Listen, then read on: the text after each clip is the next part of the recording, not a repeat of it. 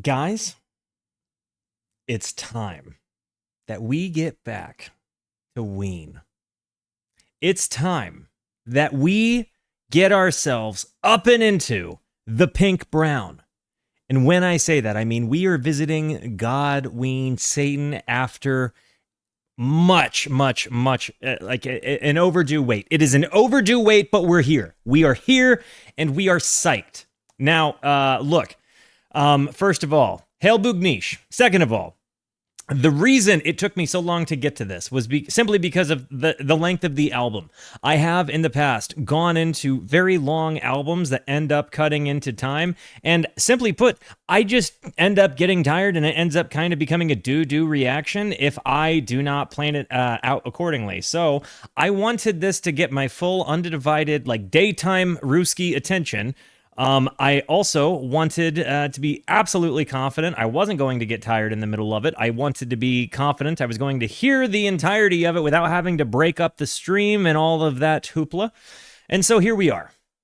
Guys, we are also in the midst of a deep dive tour this month. So that is why on this particular long Wednesday stream, we are going to be listening to both Tool and their album Fear Inoculum, as well as God, Ween, Satan, The Oneness. They were just albums that were too long to make the Tuesday album tour. So this is an Easter egg Wednesday, so to speak. This month we are visiting all of the artists that I said were deep dive. Ween is getting featured twice this month. I'm going in chronological order, though, so that is why we are now here on a Wednesday doing ourselves the good service of God, Ween, Satan, The Oneness.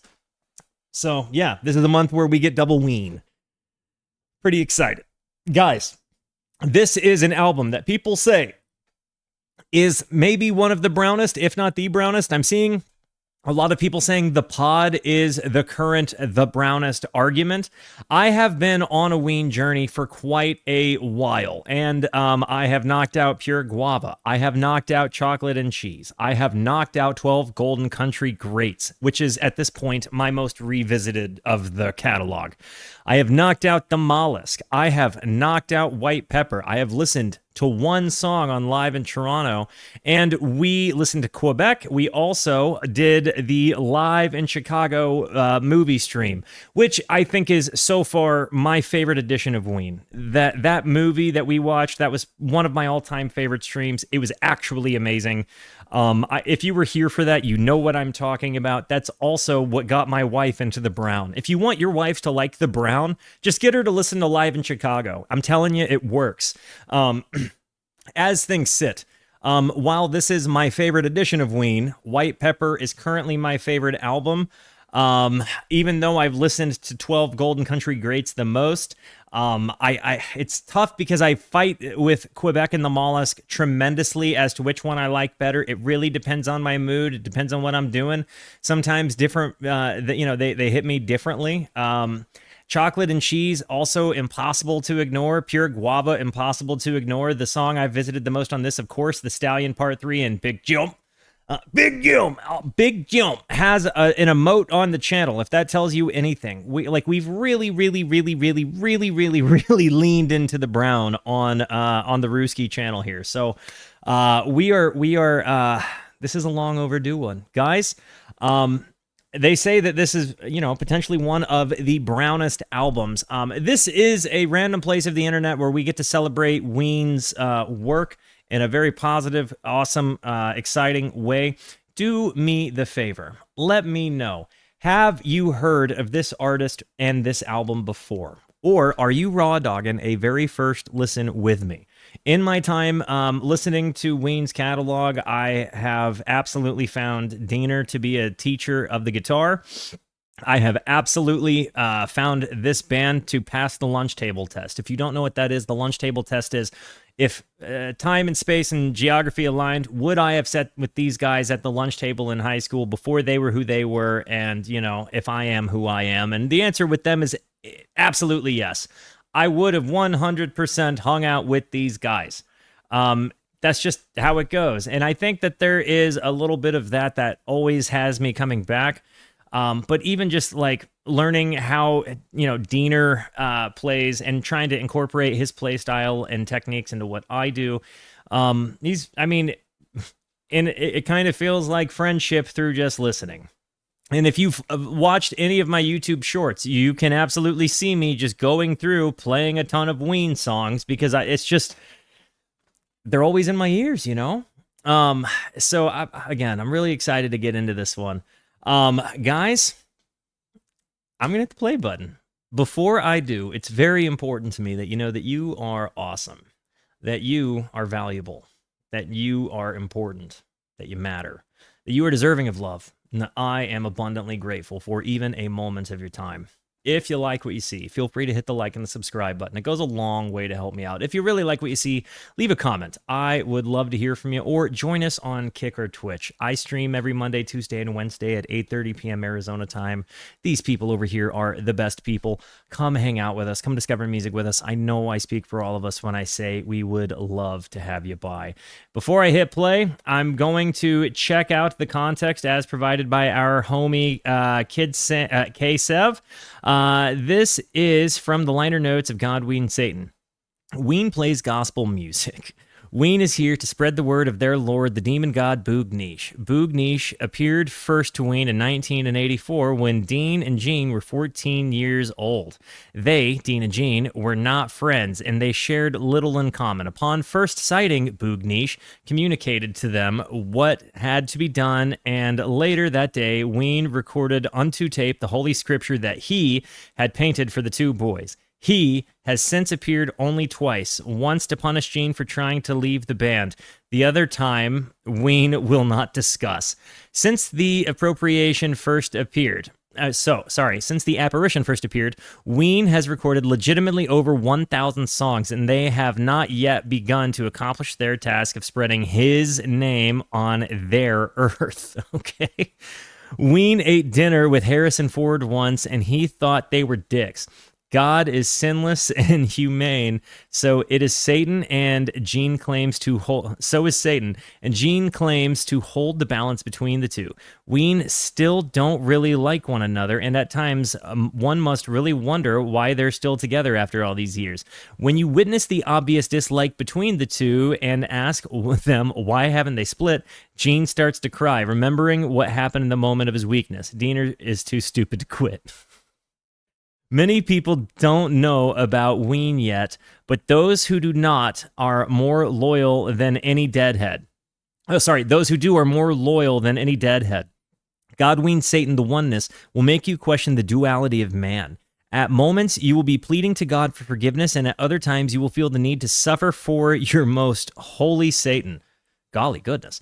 Don't be confused. This strange phenomenon is the poser of Boognish, taking control of your soul. You need not be scared. There is nothing wrong with these feelings. You are experiencing the common vision that brought Dean and Jean together and keeps them from breaking up. There is nothing you can do. This is about the most punky, loudly over-the-top Ween album they've ever made. There are songs a minute or under long, and there are songs that go for 7 minutes. Warning, this might fry your brain. Well, joke's on those guys. I fried my brain a long time ago. So, here we are. Guys, I feel like we pretty well knocked that one out. Again, Raw Doggers, identify yourselves. We're going in. Here it is. God, Ween, Satan, the oneness. Anniversary edition. It is what it is. You effed up. You fucked up.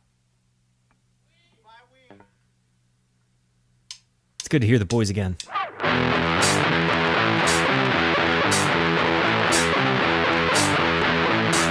Definitely getting Dean Ween.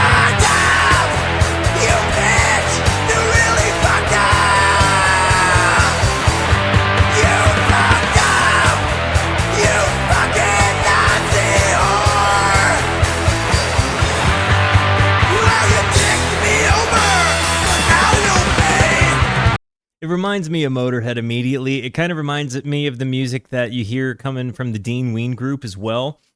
This was on Chicago, yeah, but when you hear it in this context, it's a lot more like hard rockin', less lo-fi, less brown than I anticipated. It comes in hot and heavy, like again with their kind of motorheady sound. You fucking Nazi whore! Well, you ticked me over, but now you'll pay. You fucked up! You fucked up! You bitch! You really fucked up! And by the way, is this drum machine era? You fucked up! You sloppy little shit bitch! Well, you ticked me over, but now you'll pay! You fucked up! Let's go, Diener!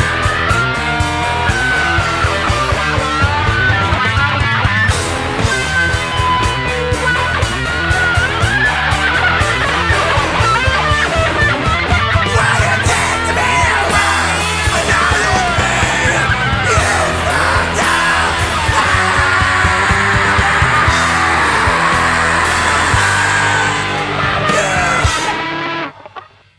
What I love about the guys is that they really do real drum kit for most tracks. Okay, yo, this is Dean on a drum machine. Really? Okay. I gotta say, it really does kind of excite me knowing that they have this in their wheelhouse, but also like the my brain is itchy sounds. Like I didn't realize that they were doing as hard rock, like doing like the hard rock motorheady stuff that early. Loved that, and again, very much the irreverent boys that we all know and love as far as a song opener goes. I feel a tick, By the way, was Diener playing bass for these? I feel a tick in my head, and he's sucking on my head. In the morning I'll be dead if he doesn't leave my head. Why can't he go away? Why does he have to stay? Maybe What do you mean this is called hardcore? in the morning I'll be dead if he doesn't leave my head. Why can't he go away? Why does he have to stay? Maybe he wants to play, but I can only say that I'll get you, I'll murder you, I'll cut you, I'll put you down, down the toilet where you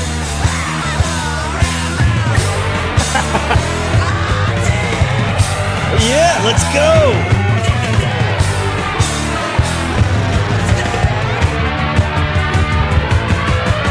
get rid of my plate, but I left some of his leg. Then he grew back pretty quick, so I stabbed a little prick.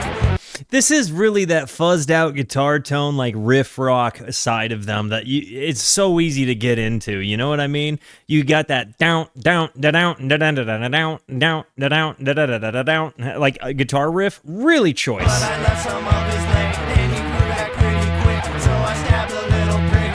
But now I cut my head, in the morning I'll be dead. But even after still, he'll find someone to kill. And I'll get you, I'll burn you, I'll cut you, I'll hunt you down, down, toilet where you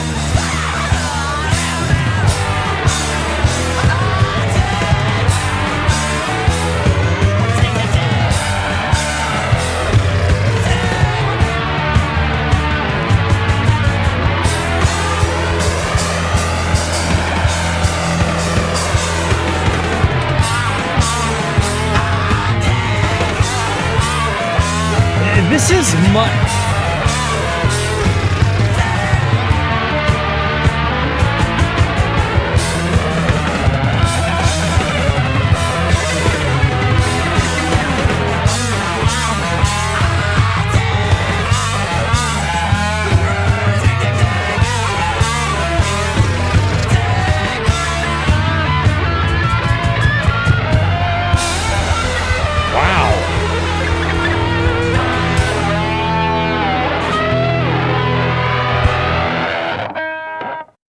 Dude, I gotta say, it really, you see a lot more of like, Diener was a good guitar player in the beginning. You know what I mean? I'm sitting here thinking about it, like, because you definitely see some of like some good display of his work in Pure Guava and the Pod, right? Like, but it's not nearly as like in your face as this is. Like, I feel like you really start seeing the Diener solo shine really right around like Chocolate and Cheese. Definitely by the time we get to Quebec. But like, I feel like I didn't realize his yeah, I don't know why the Pod isn't on Tidal right now. It used to be, I believe.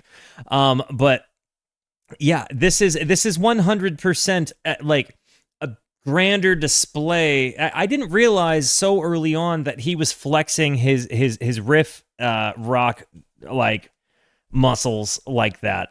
I knew it came, but I guess I thought earlier on it was a lot more lo-fi brown. I didn't know it had this bite to it, and I find that this is immediately more satisfying than the Pod. Even though I love all Ween, like all Ween is good Ween, even if some of it makes you scratch your head and be like, what? You know, all of it's good. But on first impression, it sometimes hits different. I'm in the mood to move to the left 3 feet, goddammit. This is much more along the lines of what I thought we would be getting from the very top. I'm in the mood to move to the left 3 feet, goddammit. I'm in the mood to slide to the right 100 feet, goddammit. I'm in the mood to fall down the steps 4 flights, goddammit. Oh. Easter egg connected. Drive safe, 4. We in the mood to do our thing right now, mo hey now. Sunny fish, melon, jelly, ball in the jack, at meat wagon now. Is Diener doing the one voice and then Jeaner is doing like a octave down of his voice? I'm in the mood to move my body like a weasel, goddammit. 4, 8, 16 feet to the left, goddammit. I'm in the mood to whip your body with a tire iron. Coon dog, groundhog, poop dog, 3 times, goddammit. A coon dog, groundhog, poop dog. Ween goes Dada for this one. 3 times, goddammit. Coon dog, groundhog, poop log, 1 time. Coon dog, groundhog, poop log, 1 time. Got a reason, let's tease my please, got a reason. Jumped in the car, looked real weird. Take Me Away, 100% roots out of this. This song walks, so Take Me Away can run immediately. Got a reason, let's tease my please, got a reason. Jumped in the car, looked real weird. Please'll My Weasel. Big Jim features this later. Gotta please'll my weasel. Got a reason, let's tease my please, got a reason. That's something to show me, look weird. Got a reason, let's tease my please, got a reason. Pull this big weasel out. Weasel, tease, please, got a reason, let's tease my please. Got a reason, tease my please, got a reason, let's tease my please. Got a reason, let's tease my please, got a reason. Come through the roof and look weird. Got a reason, let's tease my please, It sounds like Strong Bad is like a guest vocalist on this one. You know what I mean? I know I say that on a couple of Ween records, and I know that that's become like a recurring comment, but this is what this is. Like, you watch for this, like, this is all I got, okay? I only have the preloaded information, and the longer you guys hang out with me, the more I'm just going to become a regular guy that you're like, you know, able to kind of be predictable of, because that's how friendship works, right? Like, plenty of you guys get what I'm saying. But it definitely feels like they invited Strong Bad to come and do backup vocals. Come through the roof and look weird. got a reason, let's tease my please, got a reason. Weasel flying upstairs in the air. Got a reason, let's tease my please, got a reason. Weasel jumped in the air. Reason, tease, please, got a reason, let's tease my please. Got a reason, please, my please, got a reason, let's please my bad. Got a reason, let's tease my please, got a reason. Weasel flew away, never be seen again. Got a reason, let's tease my please, got a reason. Jumped upstairs and The fact that you see the, Pleasel My Weasel pop up and Big Gil is truly just amazing. Hang on. My wife just sent me a text. So hang on. This should show you what, if you want your wife to like Live in Chicago, or to like the Brown, to like Ween, have her listen to Live in Chicago with you. Sit down, get some popcorn, make an event out of it. It's going to be a thing. Because one day, you're going to end up listening to a song together called So Long Jerry, and that's going to throw her onto a rabbit hole at work, and she's going to send you a picture like this, and she's going to, the caption is, so far, this list is incredible, with 6 exclamation points. 6 of them. 6 of them. Okay? So look. W's for my wife. W's for my wife. The reason I put this out there is because, again, she knew we were coming here today. She listened to So Long Jerry with me last night. She wells up in tears, right? Same as and then I get this. I'm telling you, dude, if you want your wife to like Ween, all you got to do is Live in Chicago, and then you have a beautiful relationship that lasts forever. What's up, Ween Lover 91? Welcome to the Rooskies.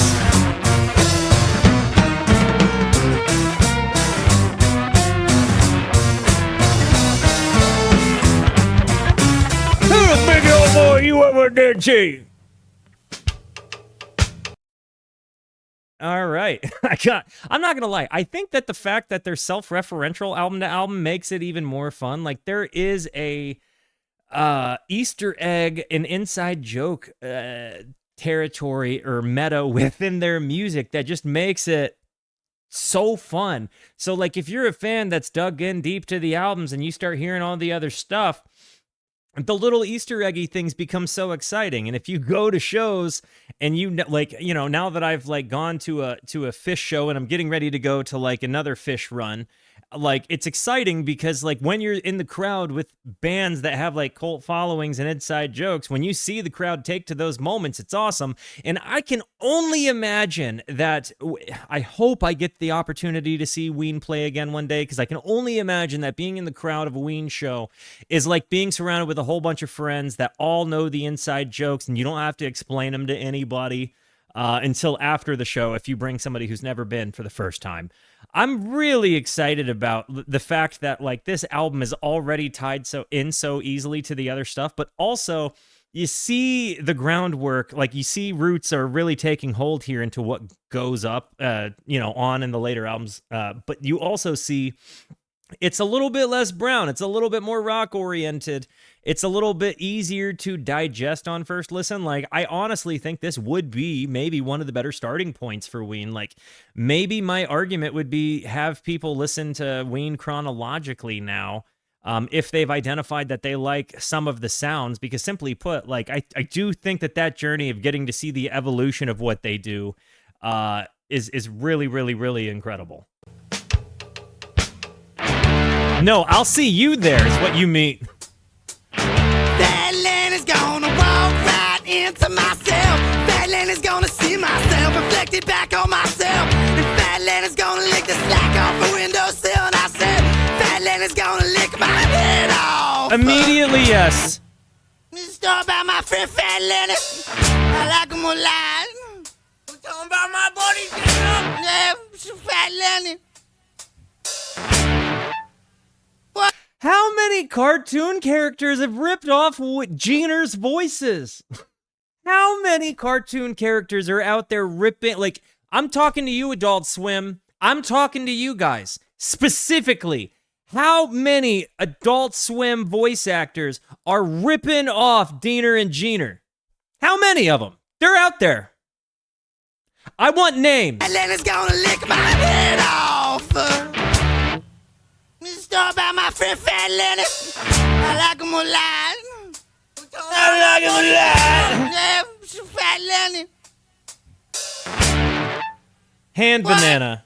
Fat Lenny's gonna lick the slack off a windowsill. And I said now, Fat Lenny's gonna jump up and down and run back down the hill. And I said now, Fat Lenny knows what it is to be Fat Lenny, cause it's Fat Lenny's my buddy. He's Fat Lenny, I know it is to be Fat Lenny, cause Cartman.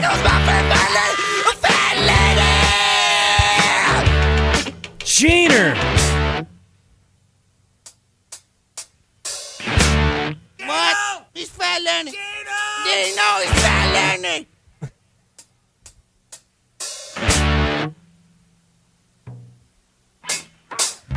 Fat Lenny's gonna lick my brain today. Fat Lenny doesn't like me anyway.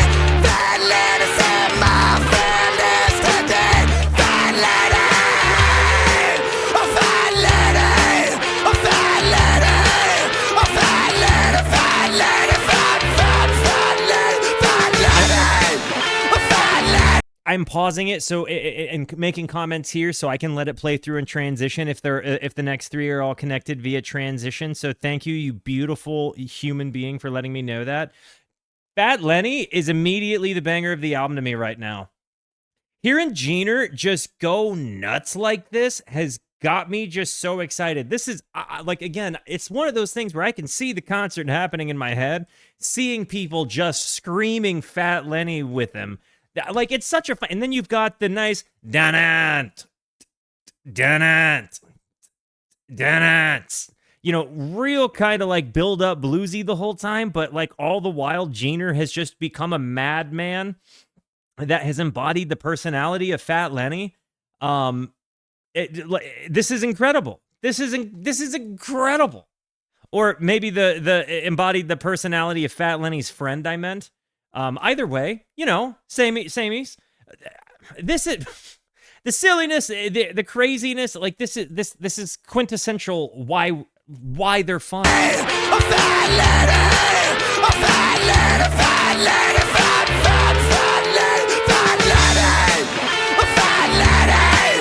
Sounds like a sex act. Like, I got a Fat Lenny.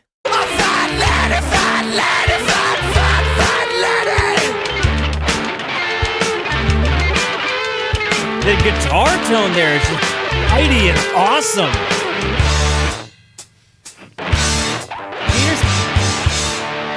Is Diener playing high watt amps in that time period?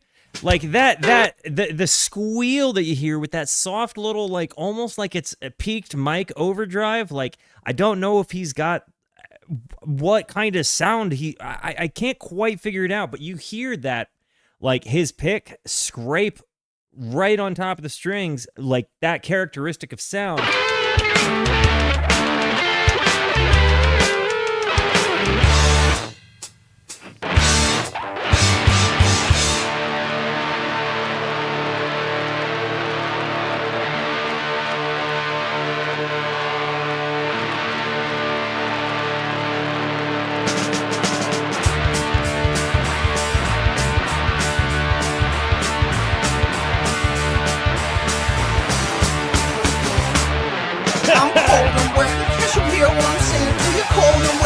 Yes. How many times do I have to tell you that I'm cold and wet? Hot and dizzy, you got me in a tizzy, honey. Hot and dizzy, you better get busy and make me some soup. Oh, before I get sick.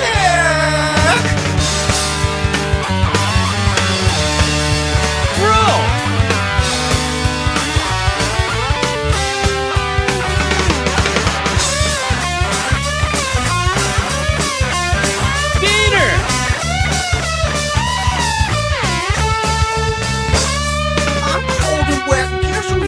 Might have been one of the most solid Diener solos we have on the studio albums. That's one of them, for sure. Like, for sure that's one of them. Tell me that's not. I want to revisit that one. That's one of my favorite Diener solos in a studio context. I think Voodoo Lady is, in Live in Chicago is probably my favorite Diener solo right now. Ooh, Fluffy from Live in Toronto is also really good, but I think Voodoo Lady right now is standing the tallest to me. I get sick. I just want to hear it again.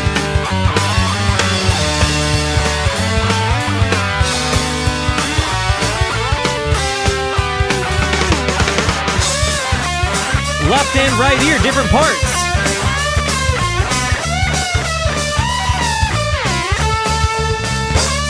I'm cold and wet. Can't you hear what I'm saying to you? Cold and wet is the message I'm conveying. true. Cold and wet. Hot and dizzy, you got me on dizzy, honey. Hot and dizzy, you better get busy and make me some soup. Oh, before I get How does he do that sick. tone? How does he do that tone? Okay, hang on. I'm going back. How does he get his tone like that? Wetness. That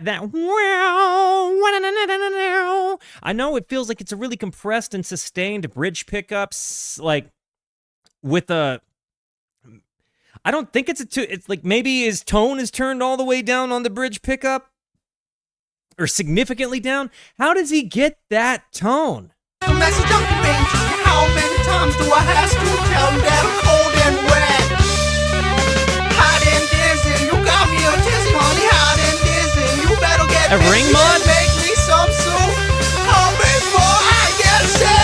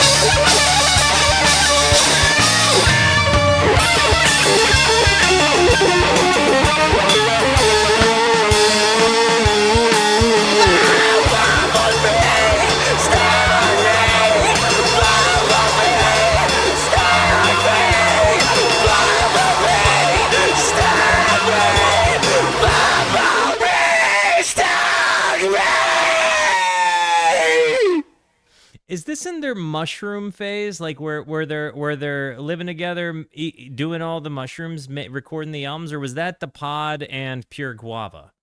Was that the Pod and Pure Guava? And how old are our heroes as they're releasing, as they're recording these? Like, how early do some of these recordings go? Yeah. So wait.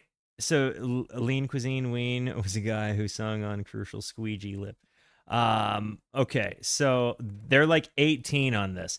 This has been some of my favorite Diener guitar work on this album, dude. Like on the studio albums, you get good, awesome parts riddled all throughout. He's got awesome leads. He's a very, very, very tasteful, rough and dirty guitar player. In fact, Mel was asking me recently about the difference between Dean Jean and Trey Anastasio on guitar. And she was like, I was like, they're just different guitar players. Like, conventionally speaking, I would say Trey is better. I don't think it's a comparison. But to give her an analogy on how different of guitar players they were, I was like, think about the anime Samurai Champloo. You've got Mugen and you've got Jean. And Jean is this like well-trained rogue samurai who's just doing his own thing, knows all of the lessons, can beat almost anybody. Just pure skill and well thought out, routine practice, trained. That's Trey. Then you've got Mugen, who is Diener, who is just like a former pirate, got, nothing, a ship captain. He's really just, his ambition is his own passion. He plays guitar in really weird ways and non-conventional ways, just like Mugen fights in non-conventional sword fighting ways, like Diener doing things like the entire over-the-thumb on the fretboard thing, including the fraps in when he plays, like really browning it up. They're seemingly equally matched in their own, when they fight each other, their use cases are tremendously different, but when they fight each other, they're tremendously equally matched. They just are different sword fighters, So anyways, that is kind of how I explained it to her. And since she had seen Samurai Champloo, it was a way she was able to understand it. But yeah, that's how I kind of see it.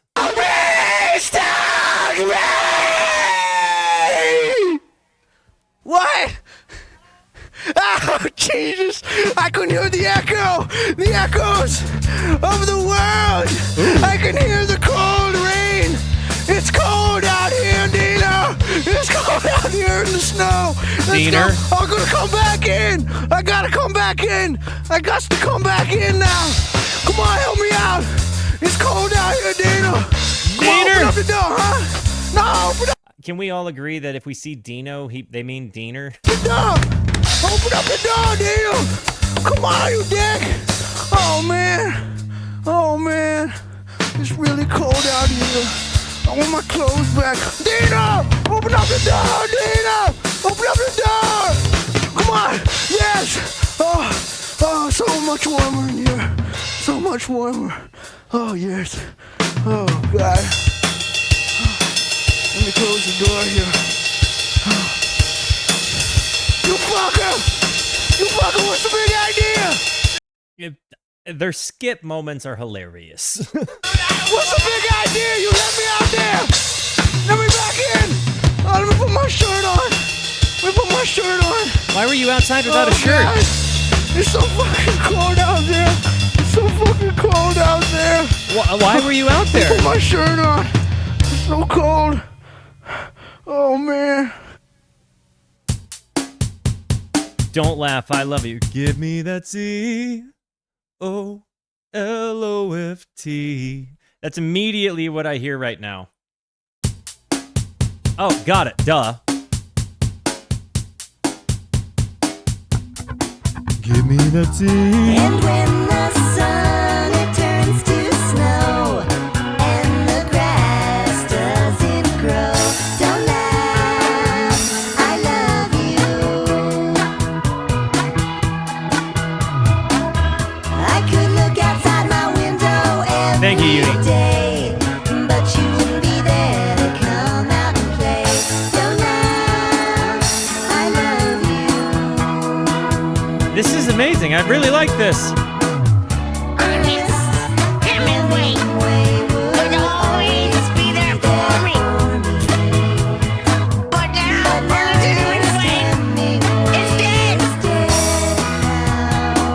Yeah.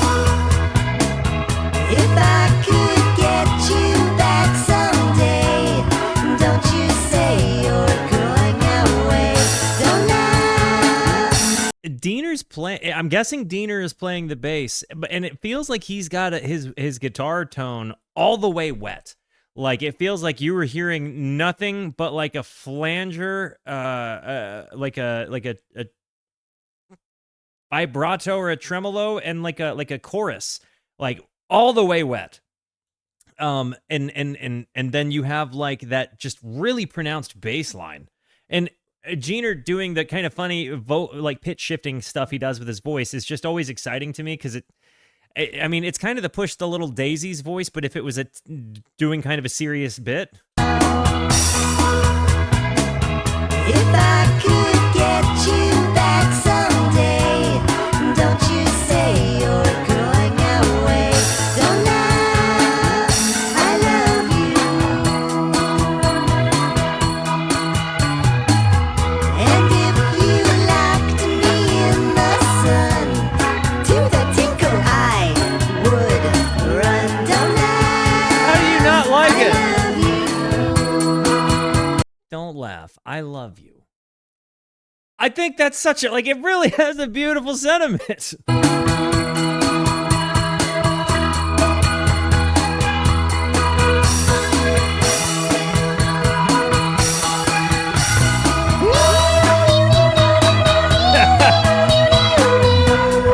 Feels like a little bit of like the Brown Acid Trip Beach Boys vibes. I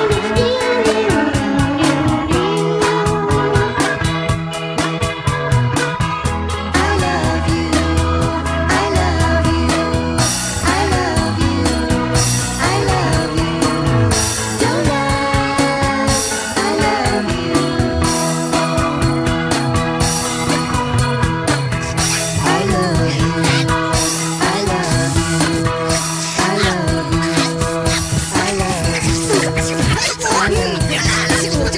love you.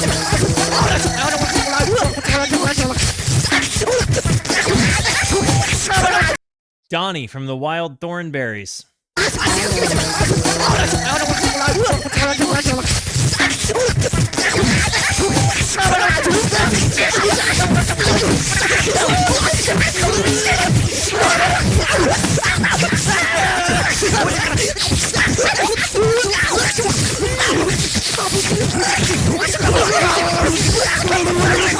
John Zorn a little bit. Mike Patney.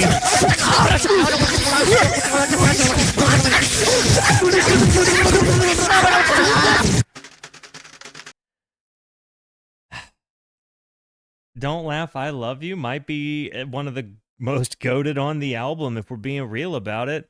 I mean, admittedly, Fat Lenny rips so hard. Tick rips so hard. I mean, he opens up really, really, really like with a hard banger. And we're coming into Never Squeal. Here we go.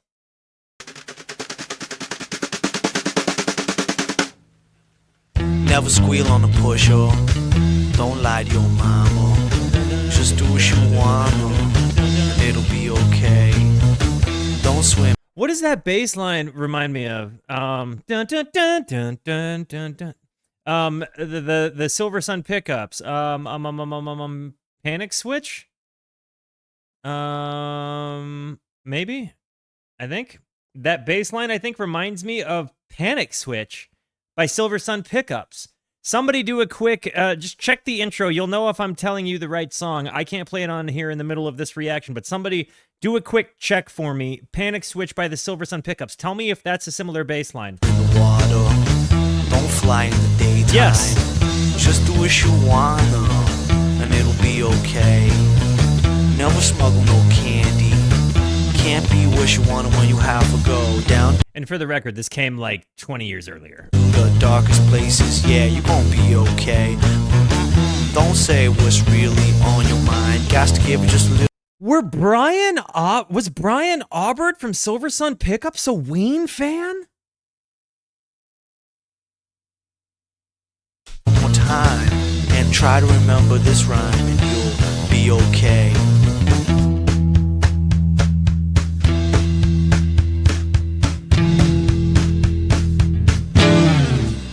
Take me away. I know I turn you on, and I think you and I could get along. Don't get me wrong, you're gonna be alright. Say it with me now. Never squeal on the pusher. Don't lie to your mama. Just do what you wanna, and it'll be okay.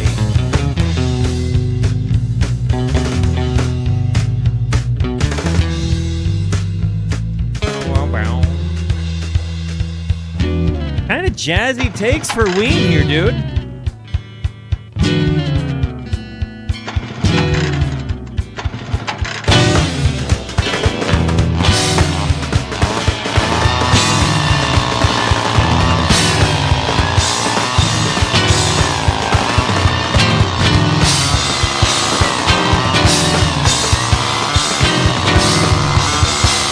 That's a chainsaw.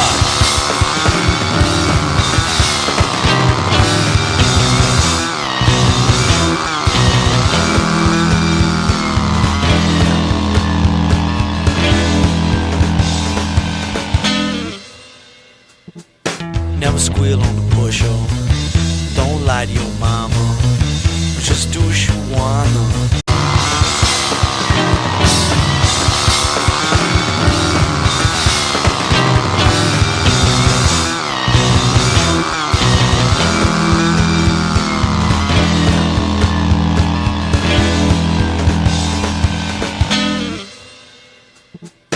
Never squeal on The the pusher. bass work on this is Don't real lie to good. your mama. Bum bum bum. Just do what you want, and it'll be okay. But don't swim in the water. Don't fly in the daytime. Just do what you wanna, and it'll be okay. That was one of the jazzier Ween takes I've ever met, but it's like jazz meets lawn work core. Pretty dope. Again, one of the hard left turns you don't see coming from the boys. Bob Shoo-Wani Wani, Bob Shoo-Wani Up on the hill. Bob Shoo-Wani Wani, Okay. Bob Shoo-Wani Up on the hill, down by the river, by Okay. the ocean, across the field, by the word of the booknish. I said, Lordy, Lordy, Lord, I'm coming home. When I was younger, my mama told me, she said, Gina, I want to smell it. And then she smelled it, and it was smelling. She said, Lordy, Lordy, Lord, I'm coming home. In a dream, Shady was coming, Boognish was rising. Boognish. Up from the mist, he held the scepter of wealth and power, and said, by God, I've come to take you home. The harmony work that he's like doing with himself is hilarious to me. The fact that they're doing like an acapella, like boom, chim, boom, chim, boom, boom, boom, boom, boom, boom, boom, boom, like revival core, definitely seems to like kind of being a little bit of a like a maybe a satire or a caricature of like, you know, like the satanic panic of the time.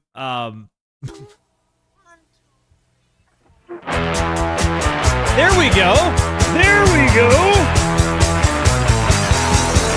Up on the hill, down by the river, by the ocean, across the field, by the word of the booknish. I said, Lord, Lord, Lord, I'm coming home. When I was younger, my mama told me, she said, Gina, I want to smell it. And she smelled it, and it was smelling. And she said, Lord, Lord, Lord, I'm coming home. Hey, love you, Bish. In a dream, said he was coming. Boognish was rising up from mist. He held the scepter of wealth and power, and said, by God, I've come to take you home. Buddy. It's kind of nuts to me. Like, this is going to be one of the most tedious albums I've ever tried to get put onto YouTube. Just saying, 29 songs, which means 29 individual disputes followed by 29 individual appeals. This is going to be a hefty boy of paperwork, but it's already seeming to be worth it. I really enjoy the heck out of this. It's a much more rockin', less lo-fi brown than I thought I'd get. I really thought I was going to get something like, but not necessarily the pod. I didn't think I was going to get as like gnarly a rock album as we're getting here, and I'm digging it. Like, it really is shining. And so we're gonna listen to this one, and then on the next, I'm gonna do a break because the next song is 9 minutes, and we're gonna get cut into an ad break if I go into that one. So let's go. This one is Wayne's Pet Youngin. 1, 2, 3, 4, 5, 6, 7, 8, 9, 10, 11, 12, 13, 14, 15, 16, 17, 18, 19, 20, 21, 22, 23, 24, 25.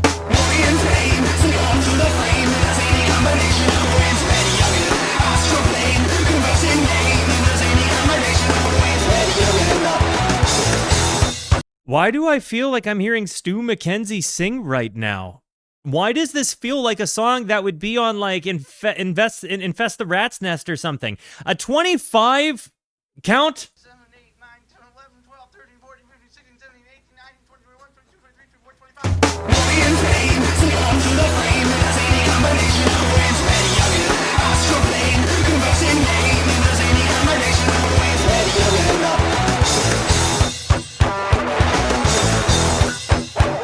Yeah, Crimson, not at all like the pod.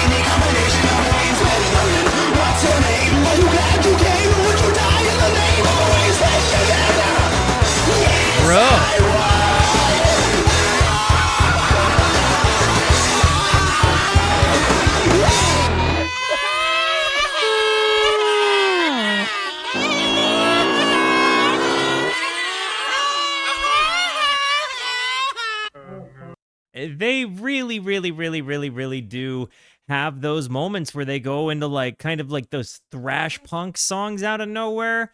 Like you have that hardcore like Motorhead vibe. This one, good to know that you're safely at work. That really did have like a infest the rat's nest kind of album vibe to me by King Gizzard and the Lizard Wizard. That particular song felt like it certainly had that energy to it. Also, maybe a little bit of PDA, but less PDA, more Rat's Nest, I think. It wasn't quite thrash metally enough for me to think, it was a PDA one.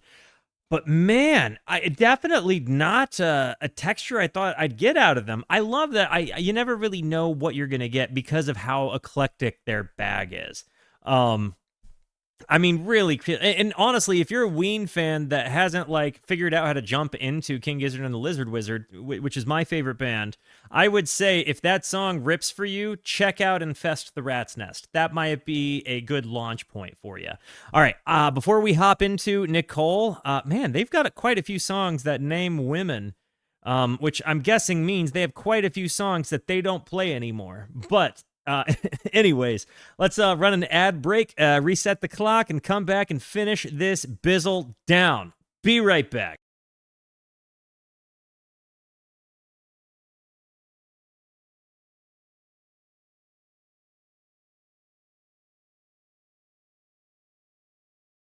Okay, we are back. Sorry about the delay. I had to go make some brown of my own, and then I had to make a cup of coffee.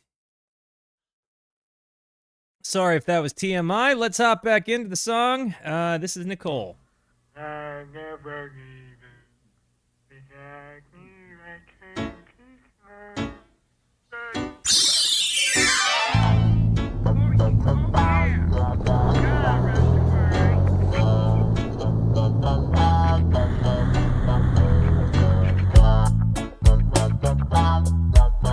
Is that a talk box?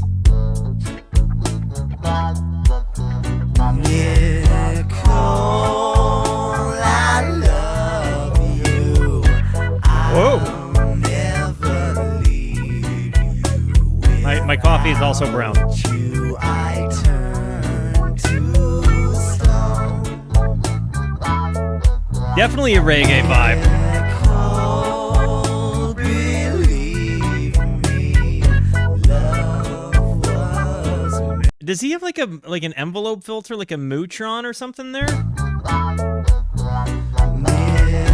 Nicole, believe me, love was meant to be consumed by you and me, Nicole. Nicole, I love you. I'm thinking of you with every motion I make. When the stars are above you, know that I miss you, and I'll be there sooner than you think. Did this one see much play, or is this a song that they retired? Nicole, We're definitely getting into like reggae, brown, funk. Thought so. If they retired Sarah, certainly they retired Nicole. every motion I make. When the stars are above you, know that I miss you, and I'll be there sooner than you think. Well, one might retire a song. Say a guy writes a song called Sarah, and say that song is a really beautiful love song, and say you and Sarah don't make it, and then say you marry a gal with a totally different name than the name Sarah. I think that the gal with the totally different name than the name Sarah might have something to say with whether or not the song Sarah gets played. And if you ask me, as a person who is committed to the art of husbandry, I think it's a dub call to retire a song.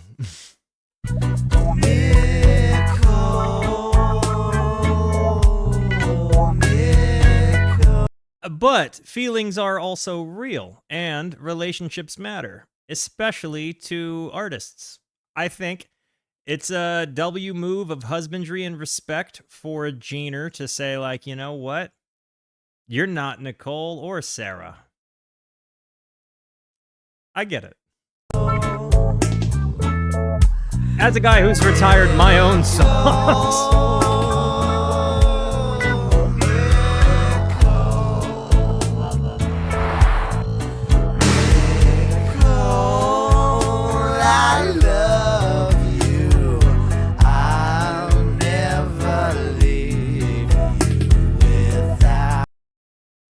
Some lines don't age well. And some lines maybe you don't want to say again, too.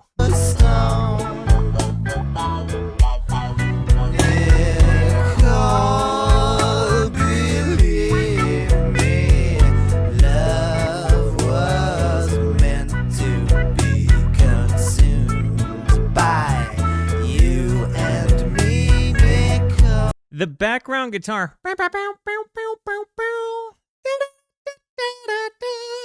It really is this like goofy envelope filtery, sounds like an auto wah kind of thing happening.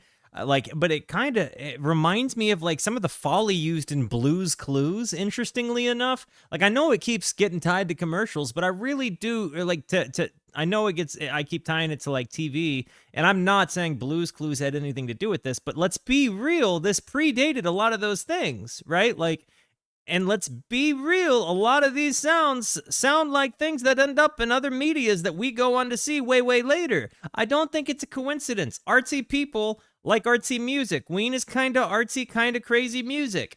And so I do think that there is like a level where people in TV and in Hollywood were probably like fans, like closet fans of Ween, and those inspirations took hold and showed up in random places that you might not expect. I really do think that's the case. Especially when I hear things like Strong Pat or Cartman voices, or, you know, SpongeBob and Patrick, Ren and Stimpy, really any, you know, Hand Banana, like really any of those voices, like, follow suit. You know what I mean? These all of these things I'm mentioning happened years later. I don't think that there is a possibility in hell that it just coincidentally happened that way.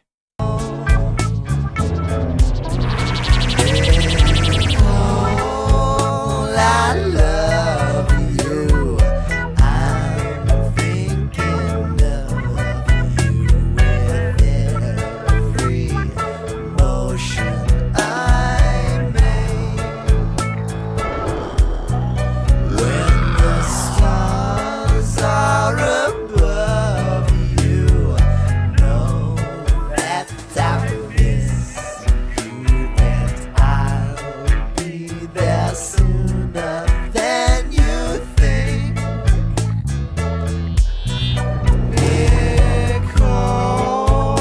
This like shotgun snare that you're hearing is kind of funny because you're hearing like a and then you whoa, like kind of coming off of it, like a really, really jangly reverb sound coming off of that snare. It's just kind of one of those, like, it sounds like the Journey snare being used in a very different context.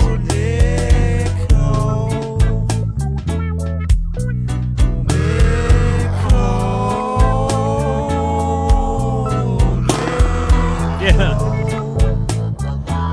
I think the gated verb would sound more like instead of a da-da-da. You know, I think that this is more of a room slapback.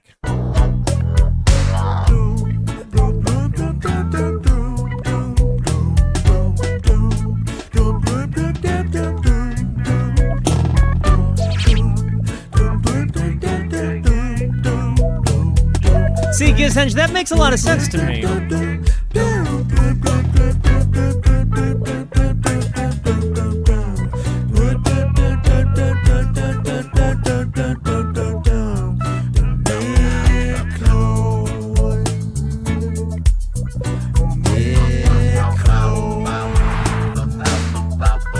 That one might have been a gated reverb.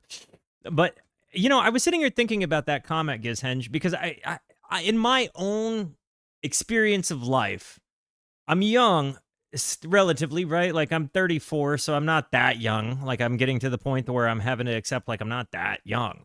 But I'm not that old either, so it's a really unique place of life to be.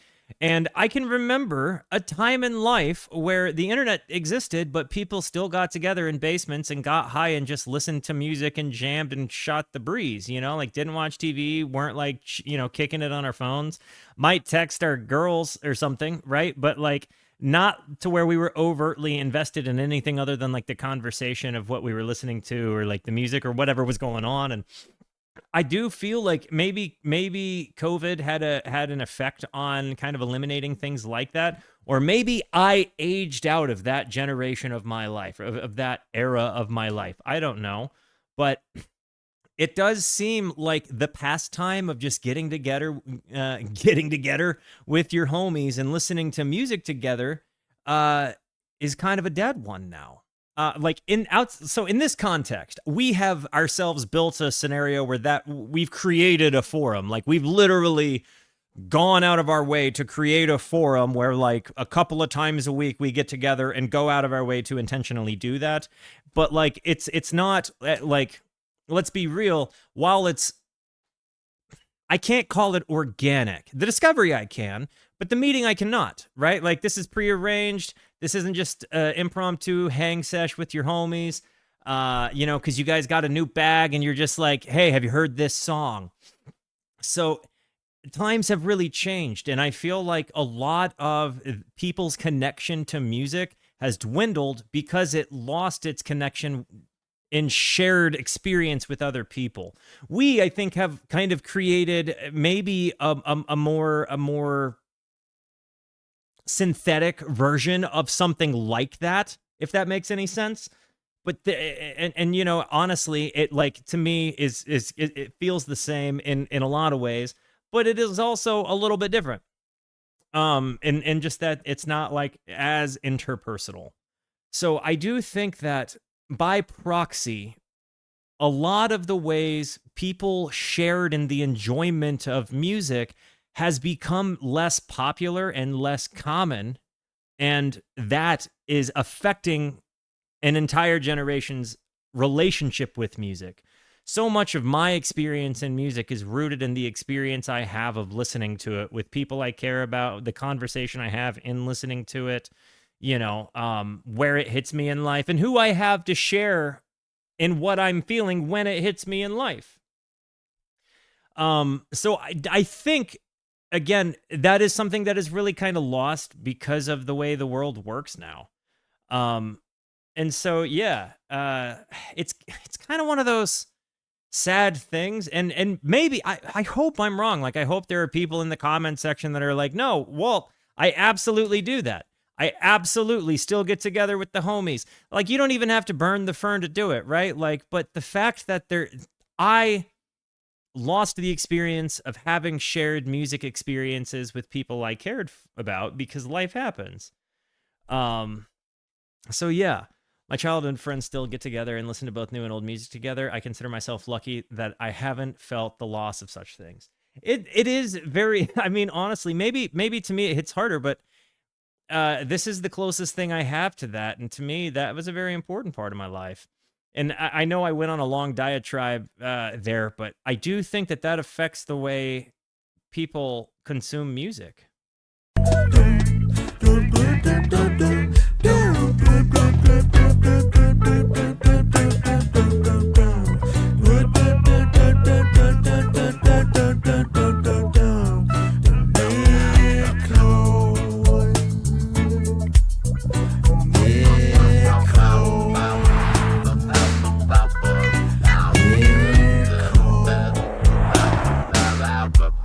I love the talk box 6 bits.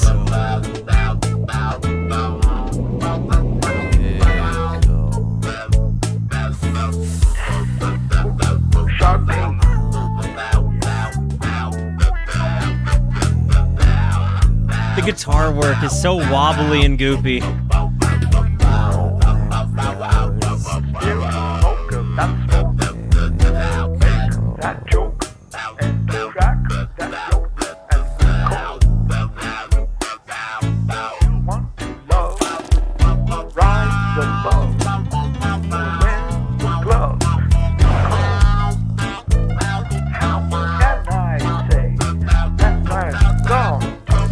You know, I think that is one of the fun parts about doing this, because I do have like a friendship community here, but then like when I do go to concerts, like I haven't gone to a concert yet. Like since every concert I have gone to, somebody has come up and said hi to me because they watch my videos since I've started really doing this seriously. And I know that's kind of a funny thing to say, but like it happens. Like when I go to shows now, people come up and say hi, and there is that shared experience of the jam together and walking out being like, oh, can you believe this? And I think that that's, again, kind of a close community. I think the concert going community is a really good one to get tied into, but it's not the same as just like an idle, you know, impromptu hang with the homies on a Saturday in a basement. You know, there is a difference to it. And yo, Ross K. Fish, all these years later, I still don't get Ween. Hey, teach their own. I think it's going to hit people differently. If you would like to try, I honestly, the best starting point I could give you, Ross, would be live in Chicago. Watch the movie. What, you know, they have like an extended remastered edition on YouTube. Watch that movie. I feel like that's the best way to convert a fan into getting it, because it's very different from the album stretch, and you realize how serious they are as musicians.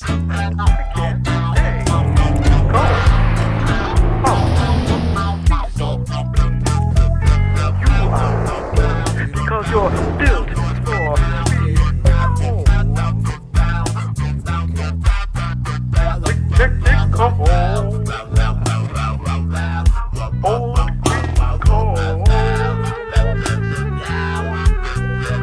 Cocoa Puff Man, you know who you are. I see your Cocoa Puff Man, Nicole. I want the whole fucking country to know that I see your Cocoa Puff Man, Nicole.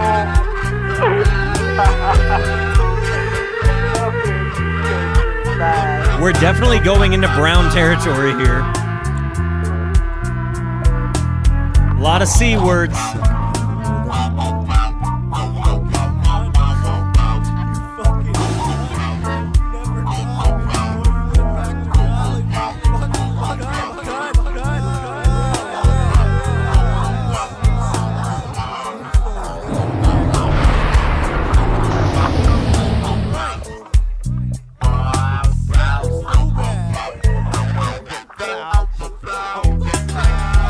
This is nothing but a vibe. I'm not gonna lie. It's a brown wave to ride. Hang up the fucking phone, man. Hang up the fucking phone. Look, man, turn off the ringer. Turn off the ringer right now. Fuck it. Fuck it. Fuck her. Yeah, exactly. Are they just having fun with delay units?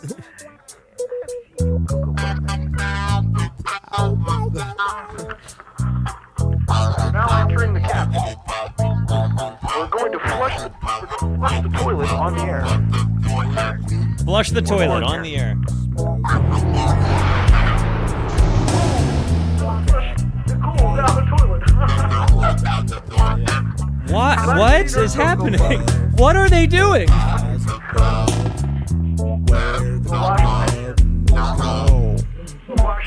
How can I say I'm gone today? I can't stay in the cold. Please don't be the 'cause you're built for speed, Nicole. Nicole. There we go. Nicole. Nicole. Bang. Bang. Where you at?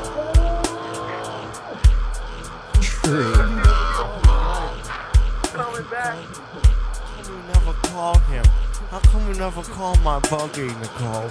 We never call my buggy back. He called you so many times. The oscillating and you happening never behind called him this, back. You never called my buggy.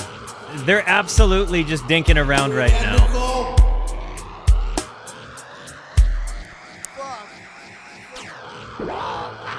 Coming back.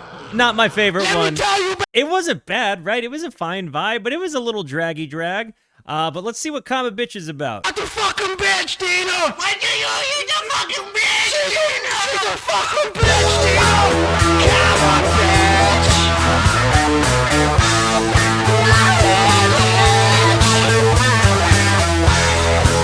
Scratch that bitch. Come on, bitch. Come on, bitch.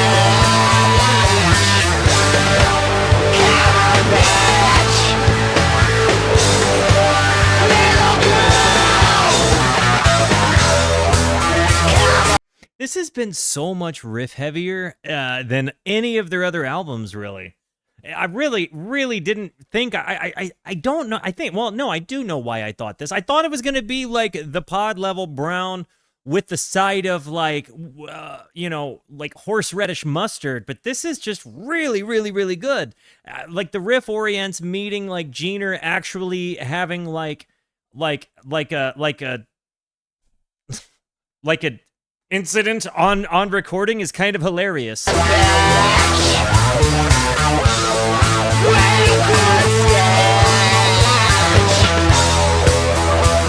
don't know if it beats Pure Guava yet.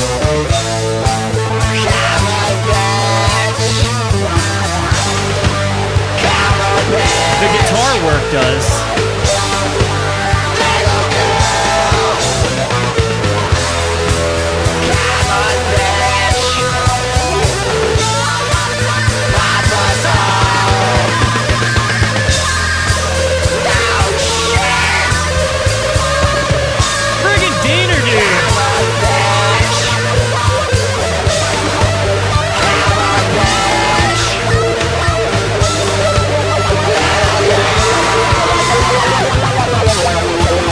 Something tells me they wouldn't disagree with you either, though, to boot. Ironically. A little bit of a ZZ Top wailing. Had a little bit of a ZZ Top bite to the guitar tone there. A little bit of a like Diener kind of flexing his his big squeal muscles. There's something really cool about how just aggressive they come in with the guitar work here. I can't get over the idea that this is probably their strongest guitar on album work. It's not their most elaborate musical pieces. I think you might find those on Quebec or White Pepper. But I think it's a lot more rocky than I thought. Blazing down the road, El Camino. She's fast, never slow, El Camino. Conquest of the night, El Camino. Aztec machine spinning through the light. Is there any connection to the creator, like to the voice of Strong Bad being tied to Ween in some way, shape, or form? I'm a solid 97% sure that that's got to be a connection.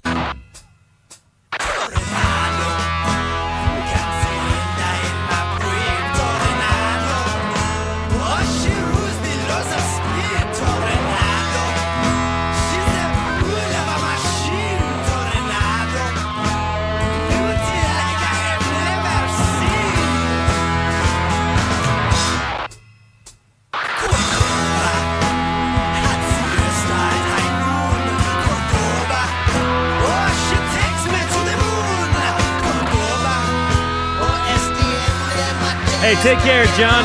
Thanks for hanging out, homie, and thanks for the 5 tickle goodies. Reformed drummer.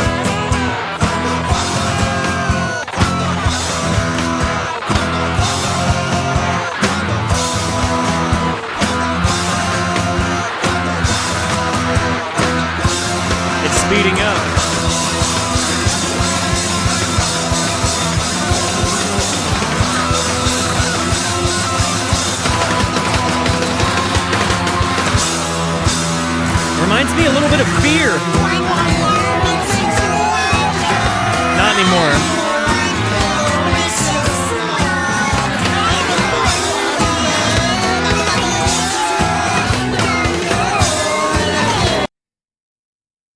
Does it remind you of White Room a little, or White Rabbit a little bit? Does it remind you of by the airplane? The airplane? Yeah, airplane.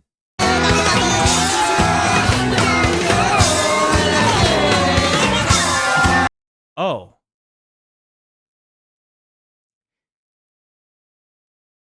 Got it.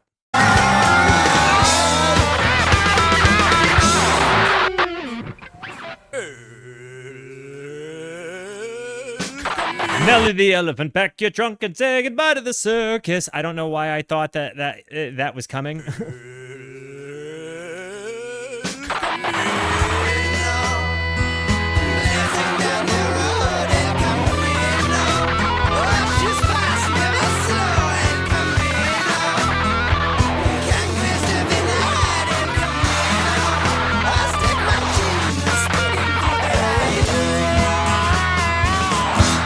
Yo, Ghost Ship Robot, thank you for the sub. I appreciate the heck out of it, homie.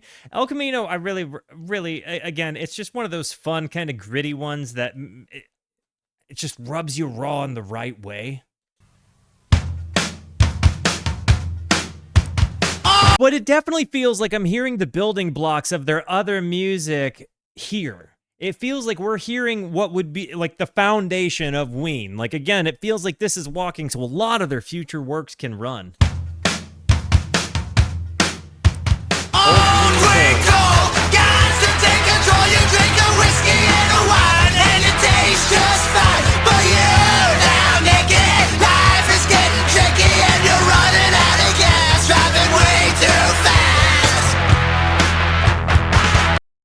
A little bit of a Beastie Boys vibe for whatever reason. And you're running out of gas, driving way too fast. You gotta fight! Yeah, trying hard to steer you towards immaculate conception. Every mental perception of a wax around you. No one will ever find you. And for you it's okay, 'cause tomorrow's just another day.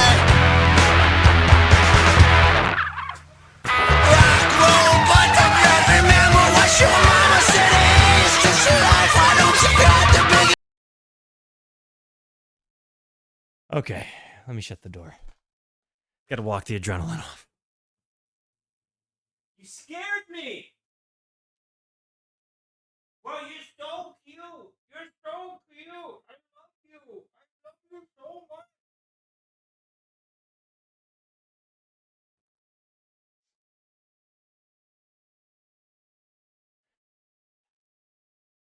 Sorry, somebody was at the door.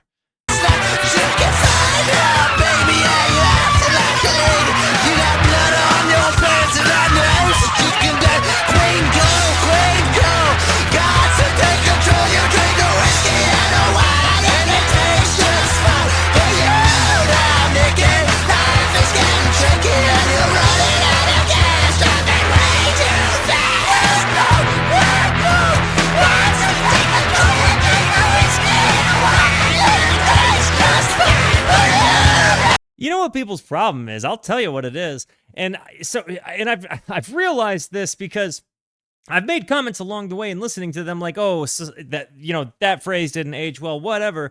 Not saying that I'm offended, because I can realize the silliness in what they're saying, right? Like, I can realize that they're not absolutely being absurd and jerks to people. Like, they're being funny. Their words are not intended to hurt people, right? If you look through that, if you allow that to miss you, you're going to be offended by their stuff. It's a very similar thing with Frank Zappa, right? Like, just because I comment that something doesn't age well is really more a comment about the fact that, like, people today would have a hard time just jumping in and accepting it because, like, they have a hard time seeing through silliness anymore. Like, people sometimes miss the forest for the trees. And sometimes I think Ween's music, you know, falls victim to that in the same way I think Zappa's music does. Like, regardless of what Ween thinks about Zappa, I understand. But what I'm saying is, because of a lot of times they approach music through irreverence, and like they kind of just make silly jokes, they tell tall tales, like they're your friends that tell the dirty jokes.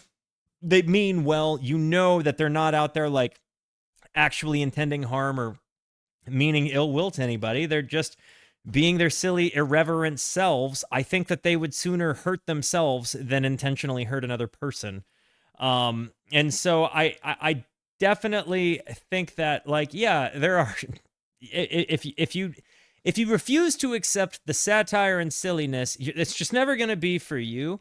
And yeah, while some of this, like some of the words here don't age well, I think we can all agree that they're not actually, it feels like a bummer to have to say it, because, like, again, I know I don't have to say it, but I'm not, it feels relevant enough to say, I guess, because of how many times I've gotten dunked on for saying things like, one time I mentioned in reacting to Devo that the song title Mongoloid didn't age well. It's not because I thought anything of the song. It's because people freak out about anything. So that's, it's a line that you kind of have to cross. Like, I have to sit in a seat where I acknowledge the sensibilities of others while also acknowledging the likely intention of the artist, right? Obviously, I don't speak for the artists, and obviously I don't speak for the sensibilities of others. What I'm saying is I choose to see the forest through the trees.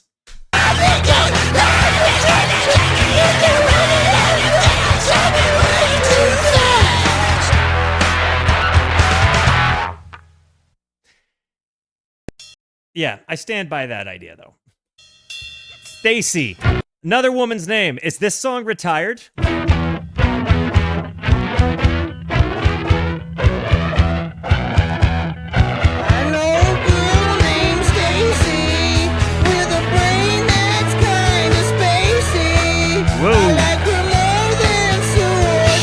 JK for the streak. Do you know a girl like Stacey? I know a girl named Stacey with a brain that's kind of spacey. I like her more than... I'm sorry, I just read the first time chatter, Lark in the Dark. When I was 16, I crashed my dad's car listening to this song. Welcome, friend. You... absolutely 100% are among the category of people that you are the target demographic. so crazy. Or do you know a girl like Stacey? Oh, get it on now. Let's go, Diener.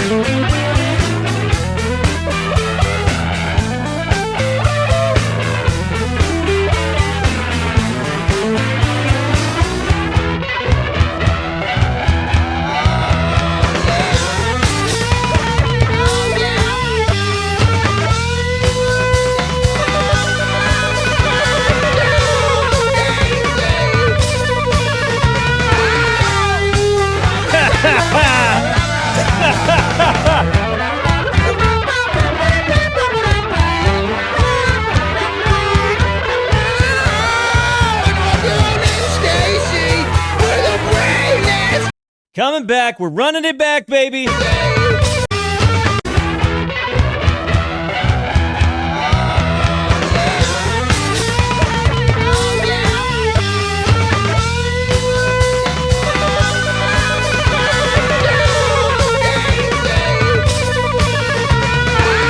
Well, somebody that is watching this that knows how to make that sound on their guitar, make an instructional video and tag me on YouTube or send it in the Discord.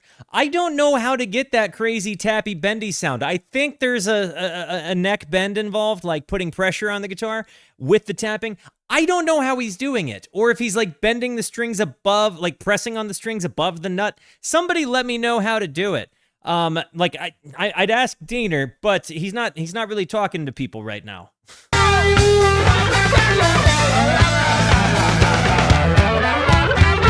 Tapping in a whammy bar?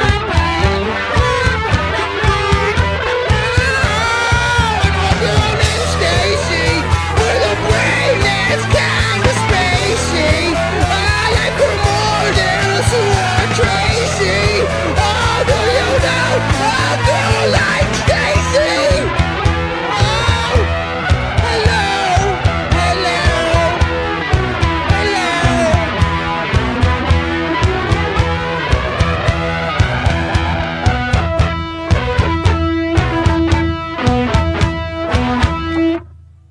So the comments, I just want to make this, everything I've looked into it, everything I've considered about it, I've heard people say Ween doesn't like fish. I don't think that's the case. I think it's very apparent that Ween appreciates fish. I also think it's apparent that Ween is annoyed by people and what they presume about, Ween might not have made it if fish hadn't done what they had done, or saying that, like, maybe getting dunked on for people saying like that people like roses are free better by fish. I think that those things would be annoying, but I don't think the support that they have gotten from a group of guys that I'm sure they respect because they're from not very far away from one another.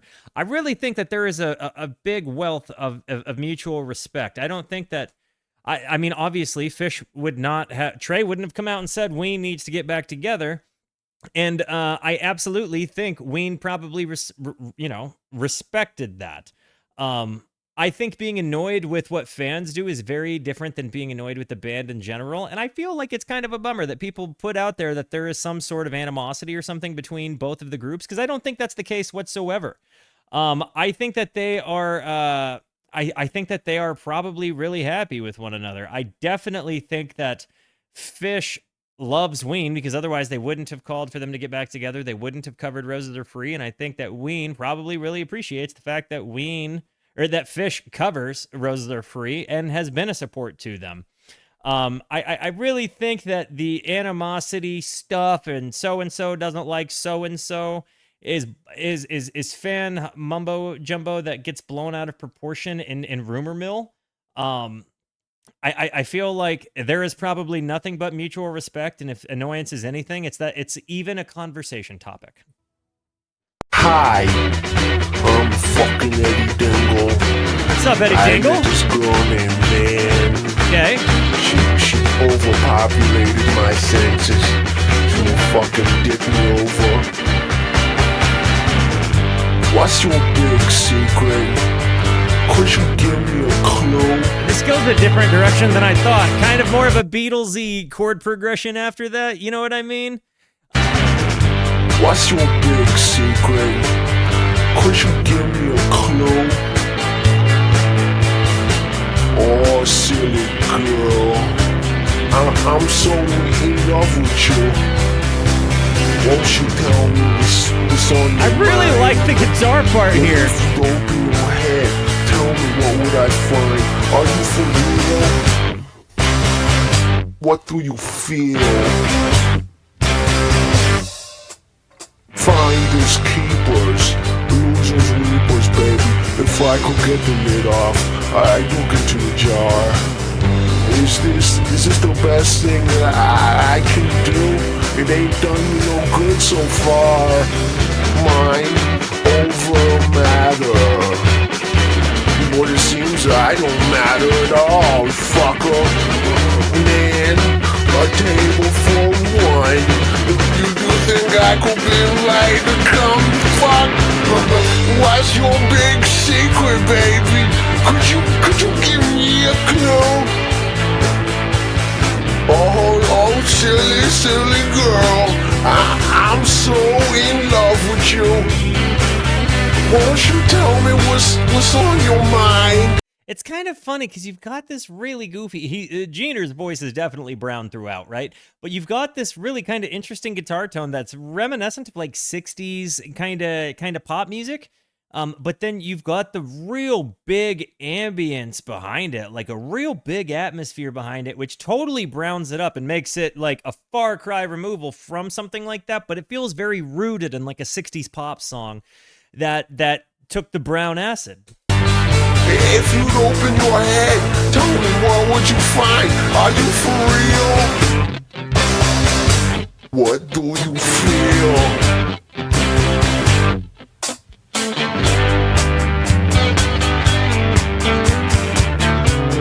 His guitar tone's just so interesting.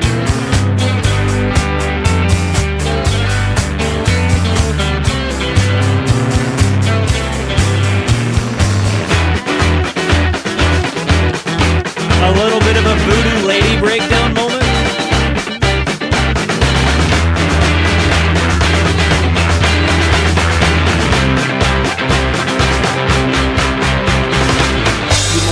It is interesting because you see Diener take some of his guitar part ideas and really evolves on them, because this absolutely has at least some moments of parts that end up being kind of in Voodoo Lady. You know what I mean?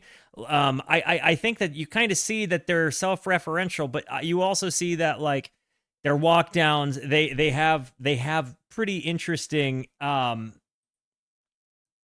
don't want to say like they reuse stuff, but you definitely see again the foundational structure that this album lays. You know what? I saw you yesterday walking with Danny. He's a fucker. And you're a fucker too. You know. Jack, I 100% thought for a moment you were dunking on me, and then I realized you were quoting the song. But Man of La Mancha, there was for a split second of me that had hurt feelings. You did to me, baby. Yeah, you know what you did. Now you're walking with Danny down the street. How you making me feel, huh? How you Hey, think I screw make you Danny! feel, huh? Huh? You think I like it here? You fucker. You fucking bitch. Danny. I hate you, you fucker. You keep walking with Danny. You keep fucking walking with Danny. I don't give Danny. a fuck. Y'all don't give a flying fuck about you or Danny, you bitch. Can we go ahead and just put some L's in the chat for Danny? That guy. Danny. Sounds like a name of a jerk. If your name is Danny, W's for you, because you're not that Danny. Danny. Sounds like Fanny. I was never good at making fun of people. So, I'm going to run an ad. I'll be right back.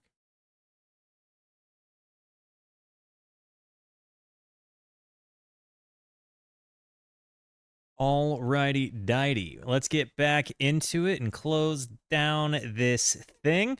Going into Licking the Palm for Guava, which is maybe a reference to their next album, Pure Guava.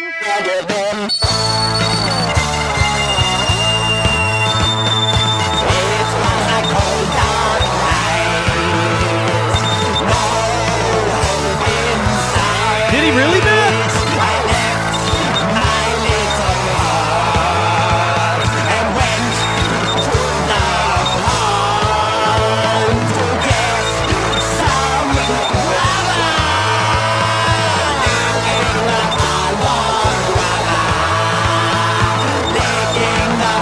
This song feels like it was a song full of tasters. Like they just threw in a whole bunch of wild stuff to let it serve as a transition from this to the next song. This is a brown rock song. Like you have all of those squealy, like screeching guitar sounds. 100%. This is a brown rock song.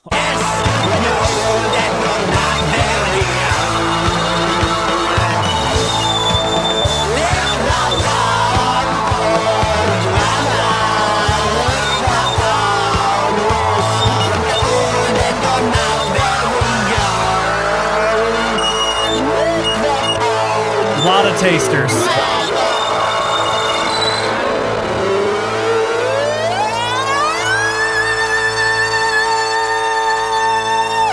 Guitar, voice.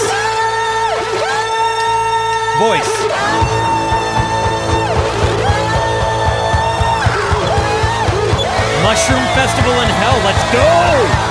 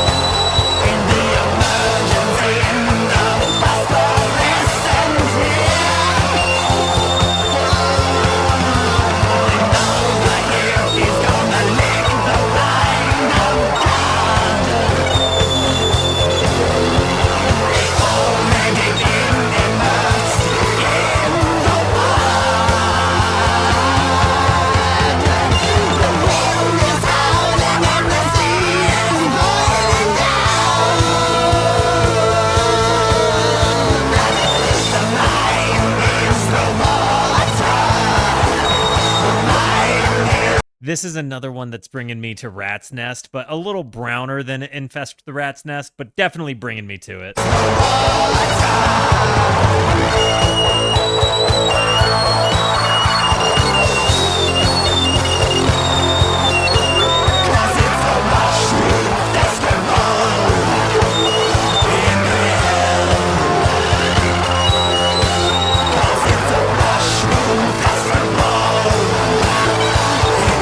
I can absolutely believe this goes hard live.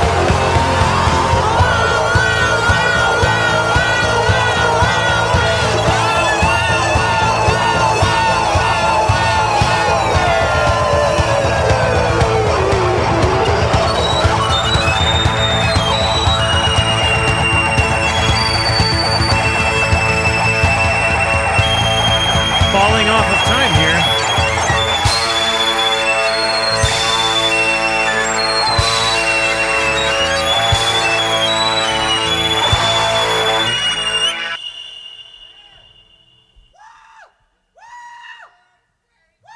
That worked. That was a fun one. L.M.Y.L.P.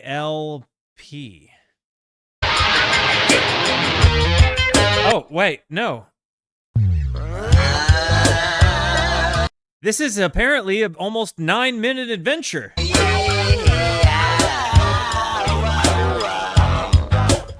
It sounds like Parliament.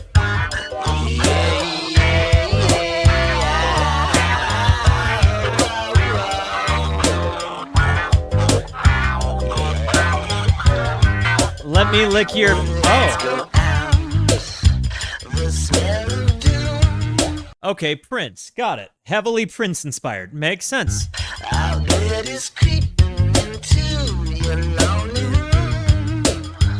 The bed's on fire.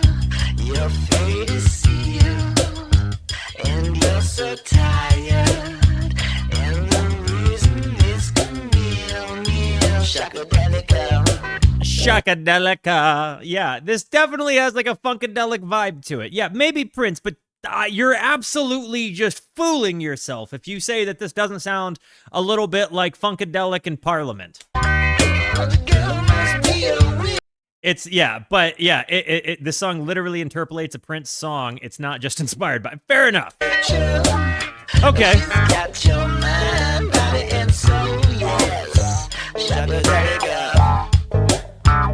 It's brown rain.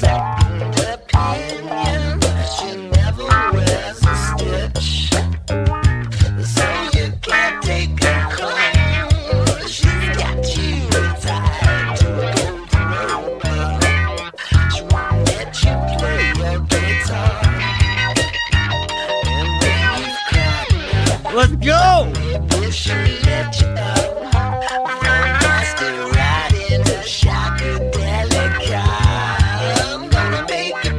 Gonna make your bag, gonna make you spend your leg, gonna want it, gonna get it, and you never regret it. Gonna make your bag, gonna make you spend your leg, gonna want it, gonna get it, and you never regret it. Gonna make your bag, gonna make you spend your leg, gonna want it, gonna get it, and you never regret it. This bass is sexy. Gonna make you spend your leg, gonna want it, gonna get it, and you never regret it. Gonna make your bag, gonna make you spend your leg, gonna want it, gonna get it. Now the rap from Prince's Alphabet Street. Come and tell me what you think. Did your mama tell you that was too correct? Did she tell you love sex? It was the glamour of all. You can hang, you can trip up, but you surely won't fall. No sound effects, the feeling lasts forever. Straight up the taste, it makes you feel your devil. Kiss your enemies like Bro. you should. Shake your body like a honey would. Shake your body like a honey would. Now run and tell your mama about that. I think the rapper Mickey Avalon might have liked the band Ween, guys.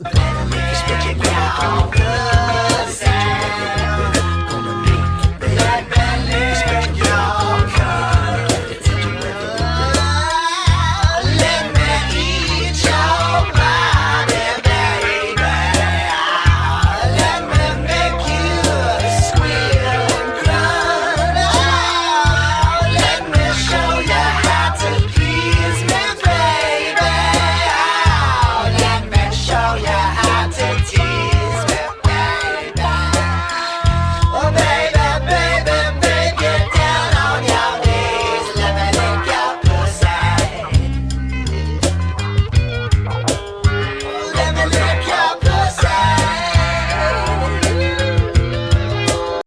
It's everything in me right now to refrain from making like dirty jokes lest my mom or young teen siblings watch this.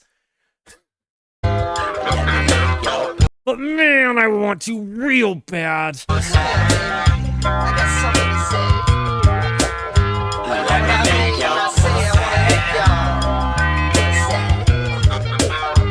I'm messing around, you know, and I say,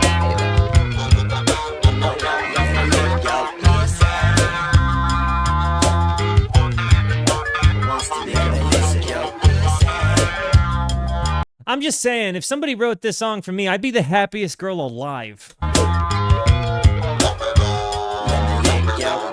oh, baby, come here. I want to tell you something.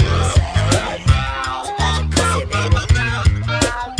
Now we all got something, you know what I mean? Literally over here sweating the brown. Right there between your legs, baby. You know what it is, don't you? It's a pussy. You know, I know that they would hate for me to say this, but it does have a bit of a Zeppelin, or not Zeppelin, Zappa vibe. Zeppelin came out of my mouth and it shouldn't have. Zappa should have come out of my mouth, you know, the Z names of rock. But it does, whether they would like it to or not, have a bit of a Zappa-esque vibe to it. Yeah. But you know what I want to do with that pussy, baby? You know what I want to do? Yeah, don't you? What do you want to do to it? Take it out. I want to take it out of town. Make it good for me. I'll bring it back to my place. I've got all the bad oils you can imagine, baby.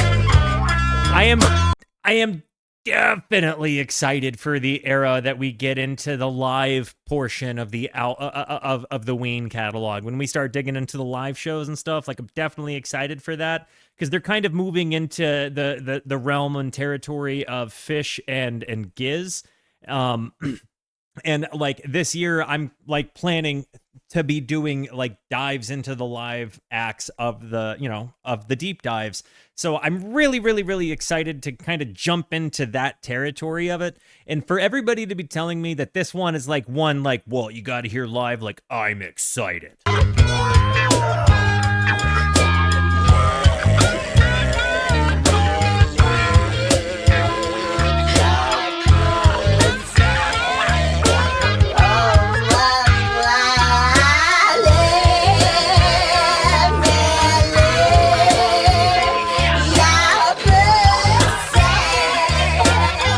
It's the kind of song that makes all of the women in the audience pregnant. And like half of the men.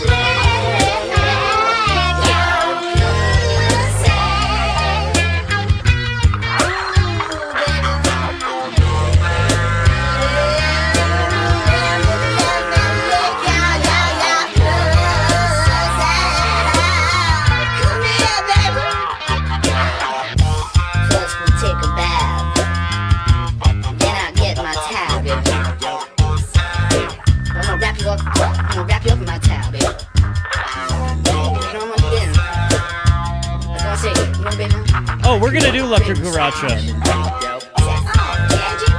I said, yeah, baby. I give you a massage like 13 kings, baby. I said, oh, Gina. I said, what you got between your legs, baby?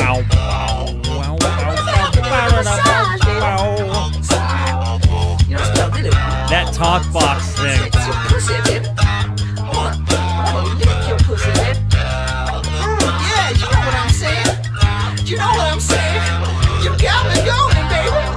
Oh, you got me going like I never thought I'd go before. Shit, baby. Come here. Let me lick your pussy. Let me lick your pussy, baby. How is it not? Hey, you know, TMI, I don't need to know what's growing on you right now. Dude, JK.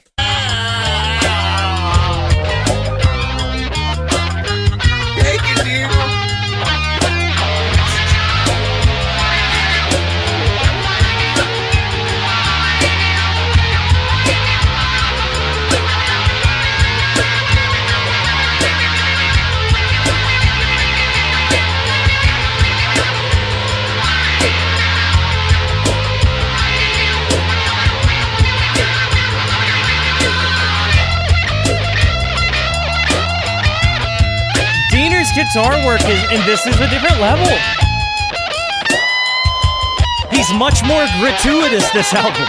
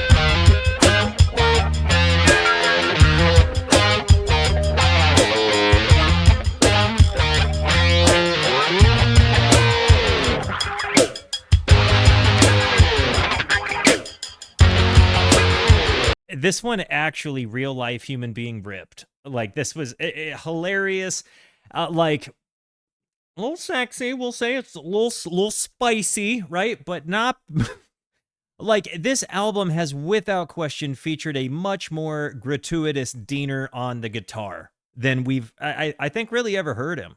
Like he really is flexing his muscles to the point that I think he's kind of just like, I don't gotta do that on every song. I can do it when I want to in the middle of them, maybe when we're playing live, but like, it feels like they really do kind of space out the things that they use. And I appreciate that. Like you go to see them do so many different sound textures as they go through their catalog. It's nice to see that they decided not to just be a one-trick pony.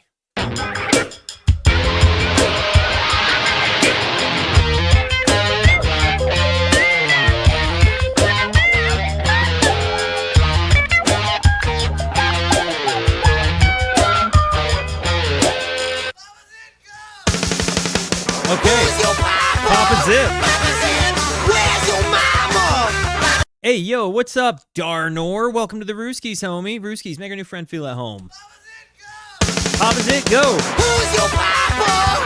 Papa Zip. Where's your mama? Papa Zip. Listen to Papa. Papa Zip. Where's your mama? It definitely has like a punk energy. Minute-long songs.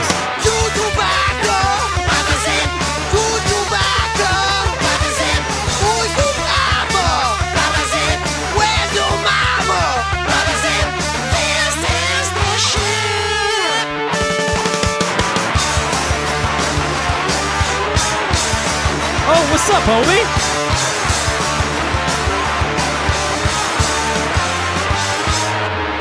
Who's your papa? Papa Zip. Where's your mama? Papa Zip. Listen to Papa. Papa Zip. Who's your mama? Papa Zip.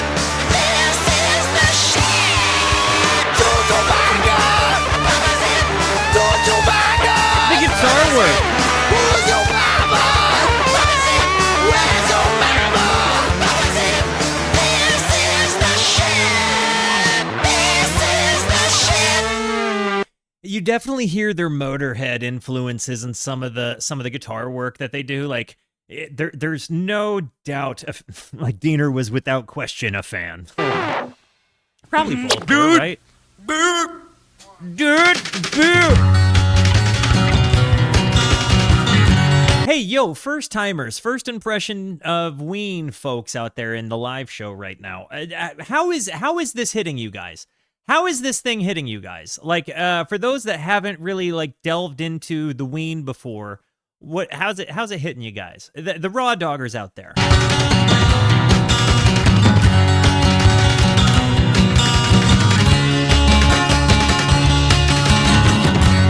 Hippy smell. Reminds me a little of Violent Femmes instrumentation.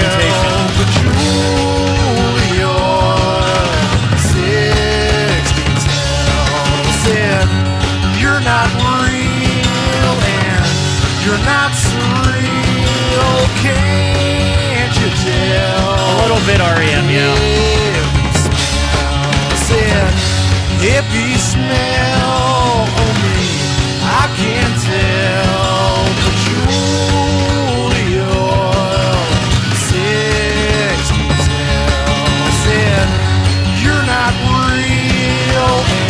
You're not real. I can definitely hear, like, I can imagine Michael Stipe singing this in my head. Like, the instrumentation, definitely. Whoever said REM, I think was right. It definitely gives me a little bit of an REM vibe, which stands to reason because I think I saw an interview with Jeter saying he was really, really, really, like, into the like new wave in the early to mid 80s music that was coming out. So it makes sense that those sound textures might end up in something like this.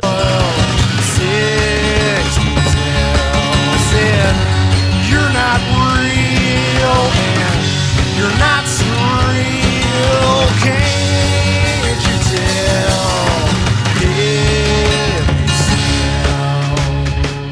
She's got the hippie smell, ladies and gentlemen. Really big transition. Posters hanging up all over the place. Says, you know, I wish I was alive in the 60s. Those are really groovy times. Well, you know, I got something to tell you. You wouldn't want to be alive in the 60s. You would have probably got your little hippie ass killed or something, little shit face. Oh, hippies. And we're back. I can't tell, but you're the oil. 60 said, you're not real and you're not surreal. Can't you tell?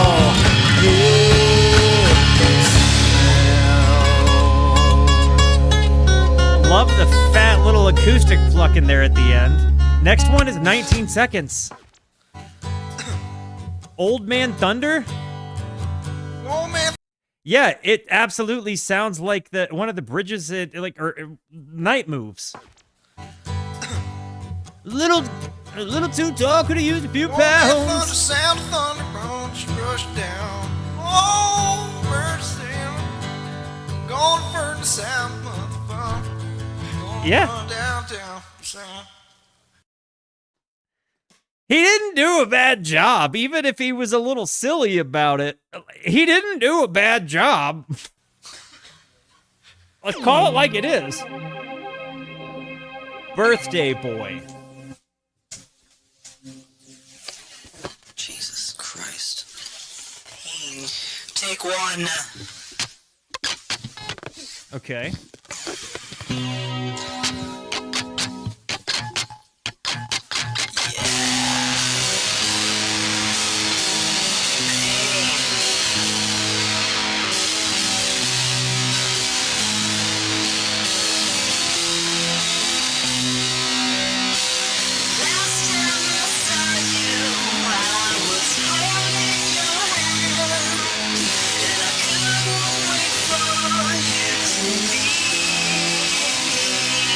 Oh, man.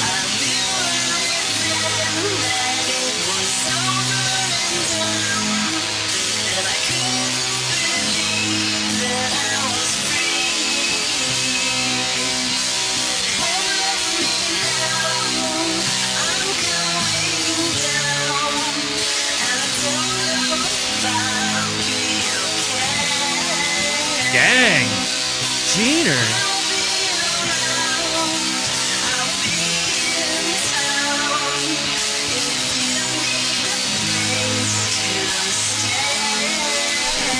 Dang.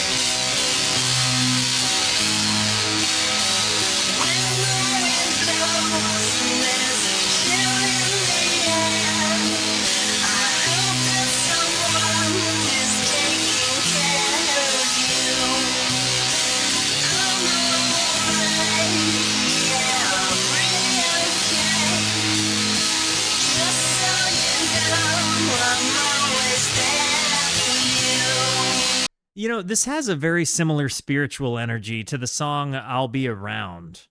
You know, like this is our last episode, or this Love's last episode, but like whenever you call, I'll be there. You know what I mean? It kind of like I'll be around. It kind of gives me that vibe. Hang on, I just got to make sure I know who's singing. It's driving me crazy. I'll be around.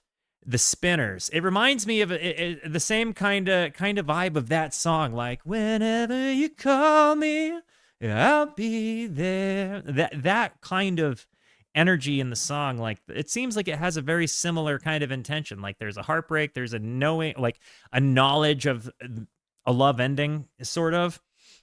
Like you kind of see it's like pumping mud on its way out, and like there's still some kind of you know, some kind of I'll be there vibe to it.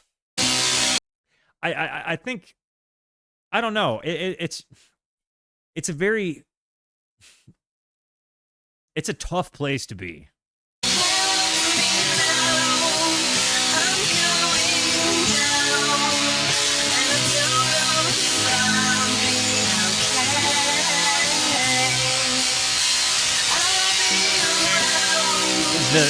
The shifting of the faders on the guitar tones. It's like they're turning the knobs, so they're taking out mids and trebles and stuff.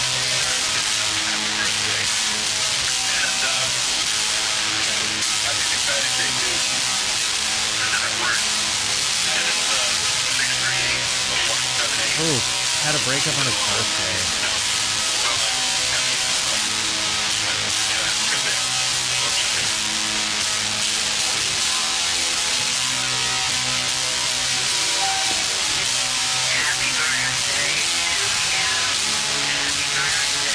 This kind of reminds me of Daniel Johnston.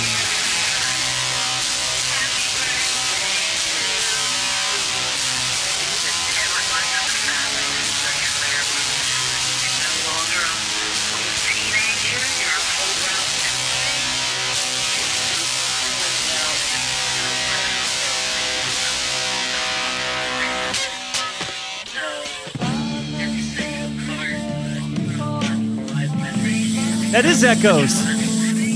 Up ahead, the albatross. Yeah, that was absolutely Echoes. That really sad. A breakup on his birthday. Oof. And he seems to be like taking it to the chin, sadly, but kind of like bravely as best one can. Ouch. That really does suck. Blackjack. If there are lyrics for this, can somebody get me? Ocean Man references Echoes in the lyrics. I might have to revisit the lyrics there.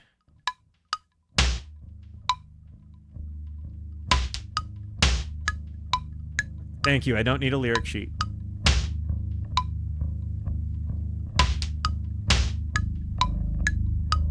Blackjack.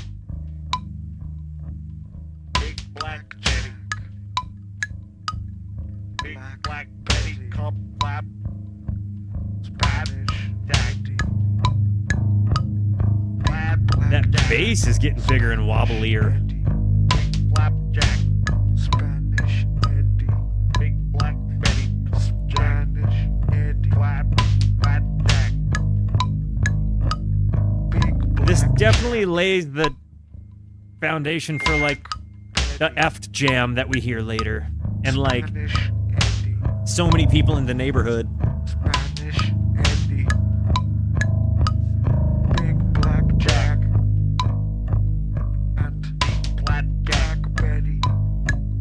And the Spanish Eddie. Black Betty. Spanish Eddie. God. Jack. Back in the big black Betty. And little Spanish Eddie. Black Betty. I wonder what went through their minds that they were like, this is one we're gonna record. Oh, Blackjack. Big black Betty. Flap. Jack on big black Betty. Slap Spanish flap. Eddie. Jack. Eddie flap Jack. Back. Slap. Big black Jack. Big Spanish Betty. And big Spanish Betty. Black Jack. Big black Jack. Black Betty. Spanish Eddie. Definitely a one take, yeah. Spanish Eddie. It is funny to me that they made so much money off of like a $100 8-track. That thing really put in the work, you know? Oh, hey, great, there's feedback.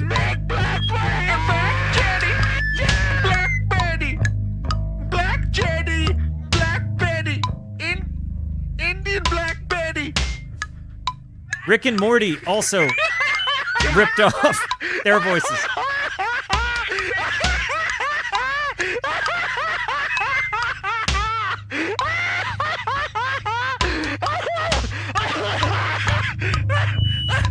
Okay.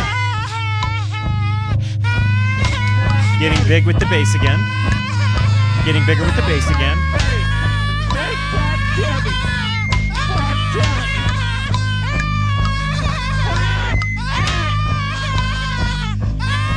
Is that real, Cone? If so, sorry, bro.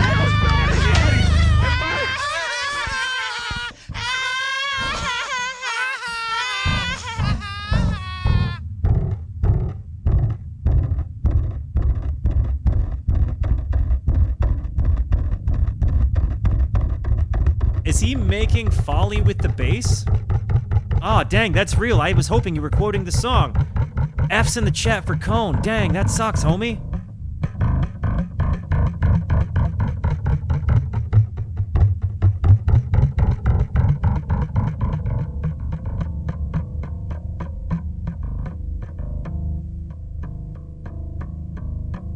Wow, dude's really putting blood, sweat, and tears into my stream. You don't gotta take it too seriously, bro. We just listening to music. This is not a physical activity. No more bleeding.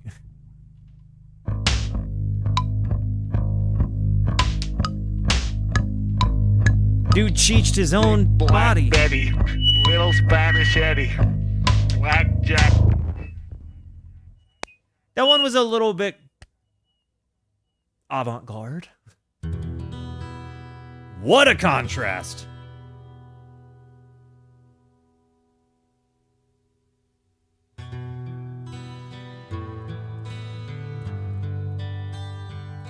Like, you hear this and you know that they could have been recording clean the whole time, but they choose not to, very obviously.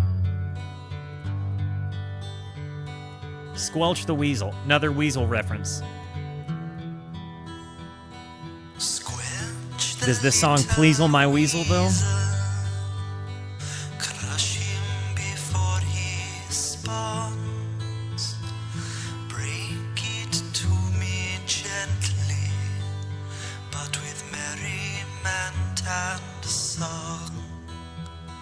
Squelch the little weasel, juice him as he bleeds. Brutal.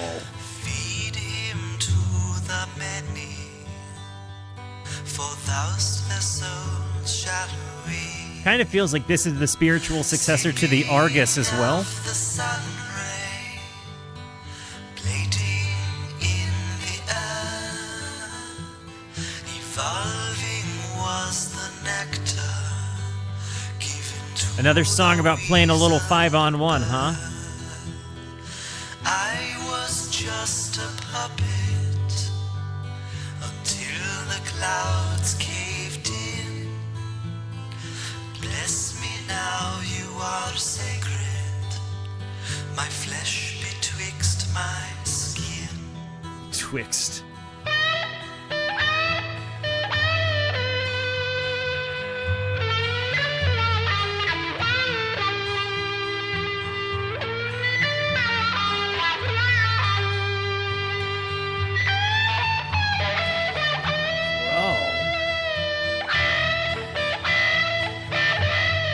Eddie Hazel vibes for sure.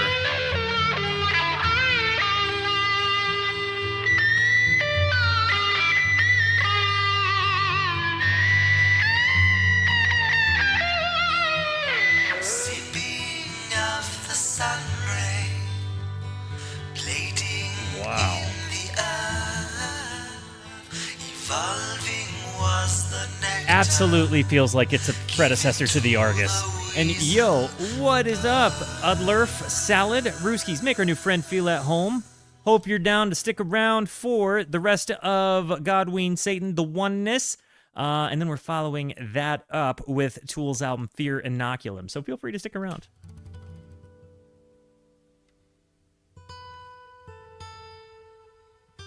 I feel like I'm about to hear yes.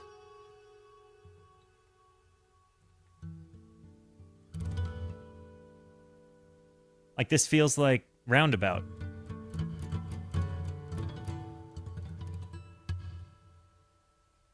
Like he was trying to figure out the intro to Roundabout.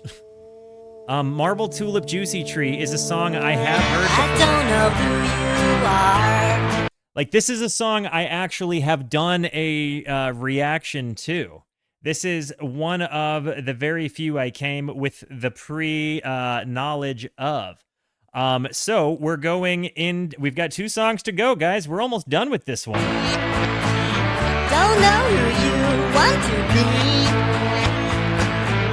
When I carbonate the I already know I like it. test tube, then you won't see me.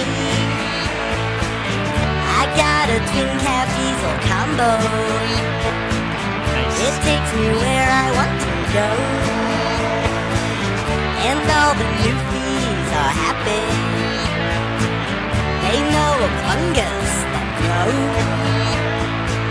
So When he says newfies, is he talking about people from Newfoundland? And if so, is he talking about them knowing where mushrooms are? you see Hecky's mind screw, don't come running to me. 'Cause Oik will scream and set aflame Marble Tulip Juicy Tree. Marble Tulip Juicy Tree. It's where I want to be. When I gnaw on the tulip, it wish that it was me. Every morning I put my shoes on, and I think about she who controls the 4 seasons, inhaling kitties in the sea. It's like a noodle in a Like you have these like reversed sounds. I think like I feel like I'm hearing reverse guitar as well as just that rhythm. But that I'm guessing there's also a chunky fuzzy bass there too. salad. Little birdie wants to be set free. Little Birdie, that's another self-referential moment. I did not realize that. I drill the corpse load with my mommy. Marble Tulip Juicy Tree. So this song's about the loving things that you are to me. Ooh, just stay away from my adenoids. Marble Tulip Juicy Tree. Marble Tulip Juicy Tree. It's where I want to be. When I know This definitely feels like one of the good live songs.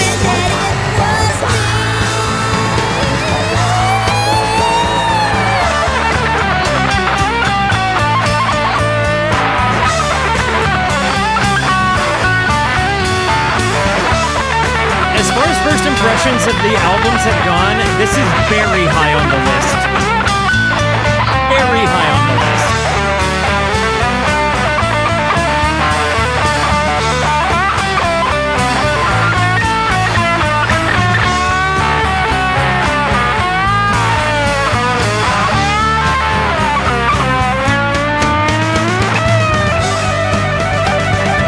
Bro! I know I've heard it before, but bro!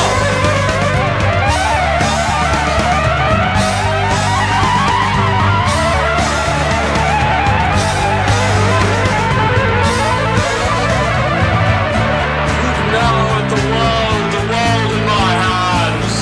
What seems relish in the span, flying in awakened trance?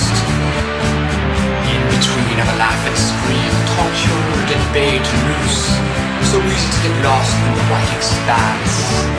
Your blood is the sluice down to night's course, and seek ye outward signs to make into thyself.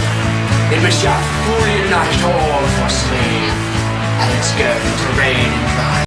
It's funny because as I hear this song now, having a much broader catalog of Ween underneath my belt, it hits so much harder. It also absolutely ties into other albums that I just didn't know without the you know, like the prerequisite knowledge. Wretched land, you avoided masturbating philosophies. The dawn of the first light brings an idea beaten back by illusions of the time missing beauty in life and such. Balance is for men who learn to know.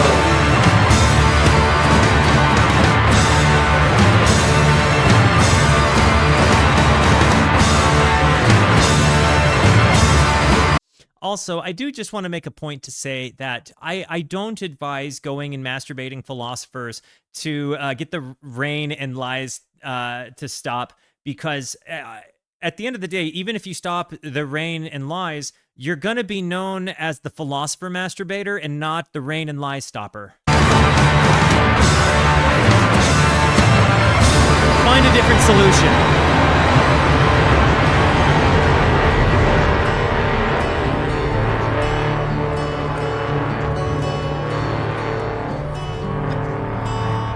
Thinking, you know, out loud.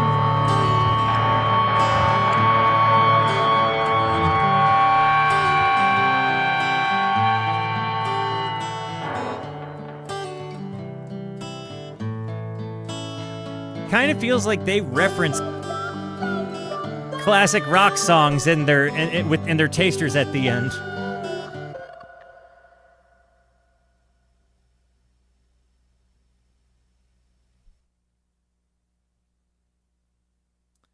Man, they really just left us hanging there for the last couple of seconds. And we're going into the very final song, Puffy Cloud. Does the album stick the landing? And guys, first timers, again, let me know, how is the album hitting you? How are you feeling about it? Honestly, as far as my first impressions of their albums have gone, I kind of thought I was going to like it on par with the pod. I like it a tremendous amount. I mean, honestly, recency bias is a tough one to shake down sometimes in context like this. So I'm inclined to want to say it's one of my favorites, but I really, really, really think it's going to be like, I've got to live with it longer.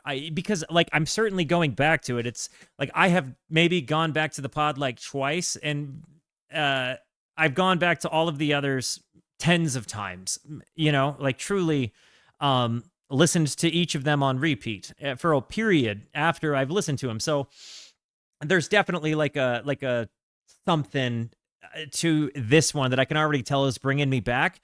I think like as far as first impressions go, I mean, it's hard because like the Mollusk, fantastic first impression, like of a real first impression. Then Quebec, again, amazing. Chocolate and Cheese, so good. Like, it's hard because they're really, really, really good albums, but they all do different things. They all kind of aim at different things. They all have different vibes, even if it's a similar, familiar ethos. It's like, I'm not gonna. I just really like the band. It's hard to kind of rank these ones. You know, I feel the same about a lot of artists whose band, like, you know, whose work I like. I could tell you easily the ones that didn't stick, but this one is sticking.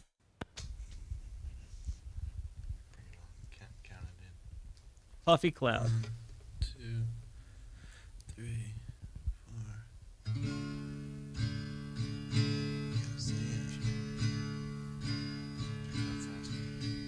Drift away on a puffy cloud. Okay. Go away on a puffy cloud.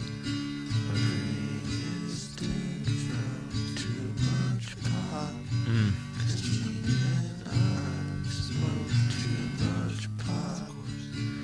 Of course.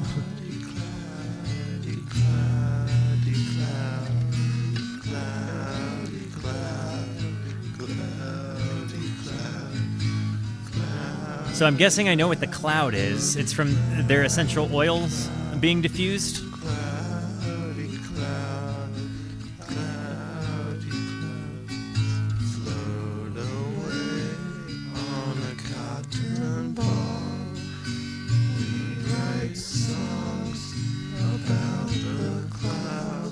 sure. Brain is dead from too much pot. I think they might have done drugs And I at a period. too much pot. Cloudy, cloudy, cloudy,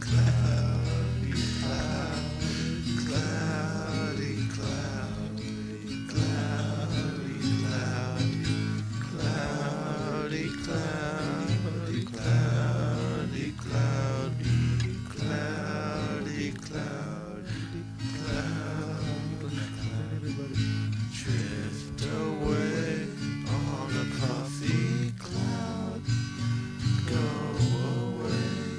This is really just like them whisper singing around maybe 2 microphones. Much pot, 'cause Gene and I smoke too much pot. Like, I think you're hearing one voice on one side, one voice on another, and then both voices kind of in the center. So they've got the pans going there.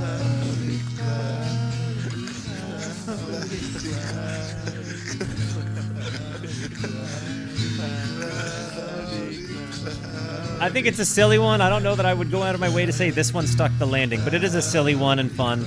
Just, I don't think it stuck the landing. It's good. It's not great. It is Ween. The album was great. But, yeah. Guys, I'm so happy we did this. I'm so glad we decided to do Long Album Wednesday because God, Ween, Satan needed to happen, and I'm so psyched for this. Yeah, it works as an epilogue, for sure, for sure. I absolutely rank this high on the albums. I absolutely think that this is a more approachable listen than the pod, but I also think that the pod has its part because it really does lay another foundational piece of what they would go on to do within their career. I mean, again, it feels like a lot of these songs walk so that other stuff could run. And by far, this felt like the most gratuitous display of Diener's guitar skills without having to go to like Live in Chicago. Like, as far as what's documented in a collection of albums, this is, I think, the most densely, this is the most dense collection of his ripping work on the guitar. I'm juiced. Guys, this was fantastic. I'm super psyched about this. Guys, I love you. Thank you so much for being here. Thank you so much for the positivity that you show both to me and to one another. Continue to be the best. And until I see you next, be introspective and consider the birds. Goodbye.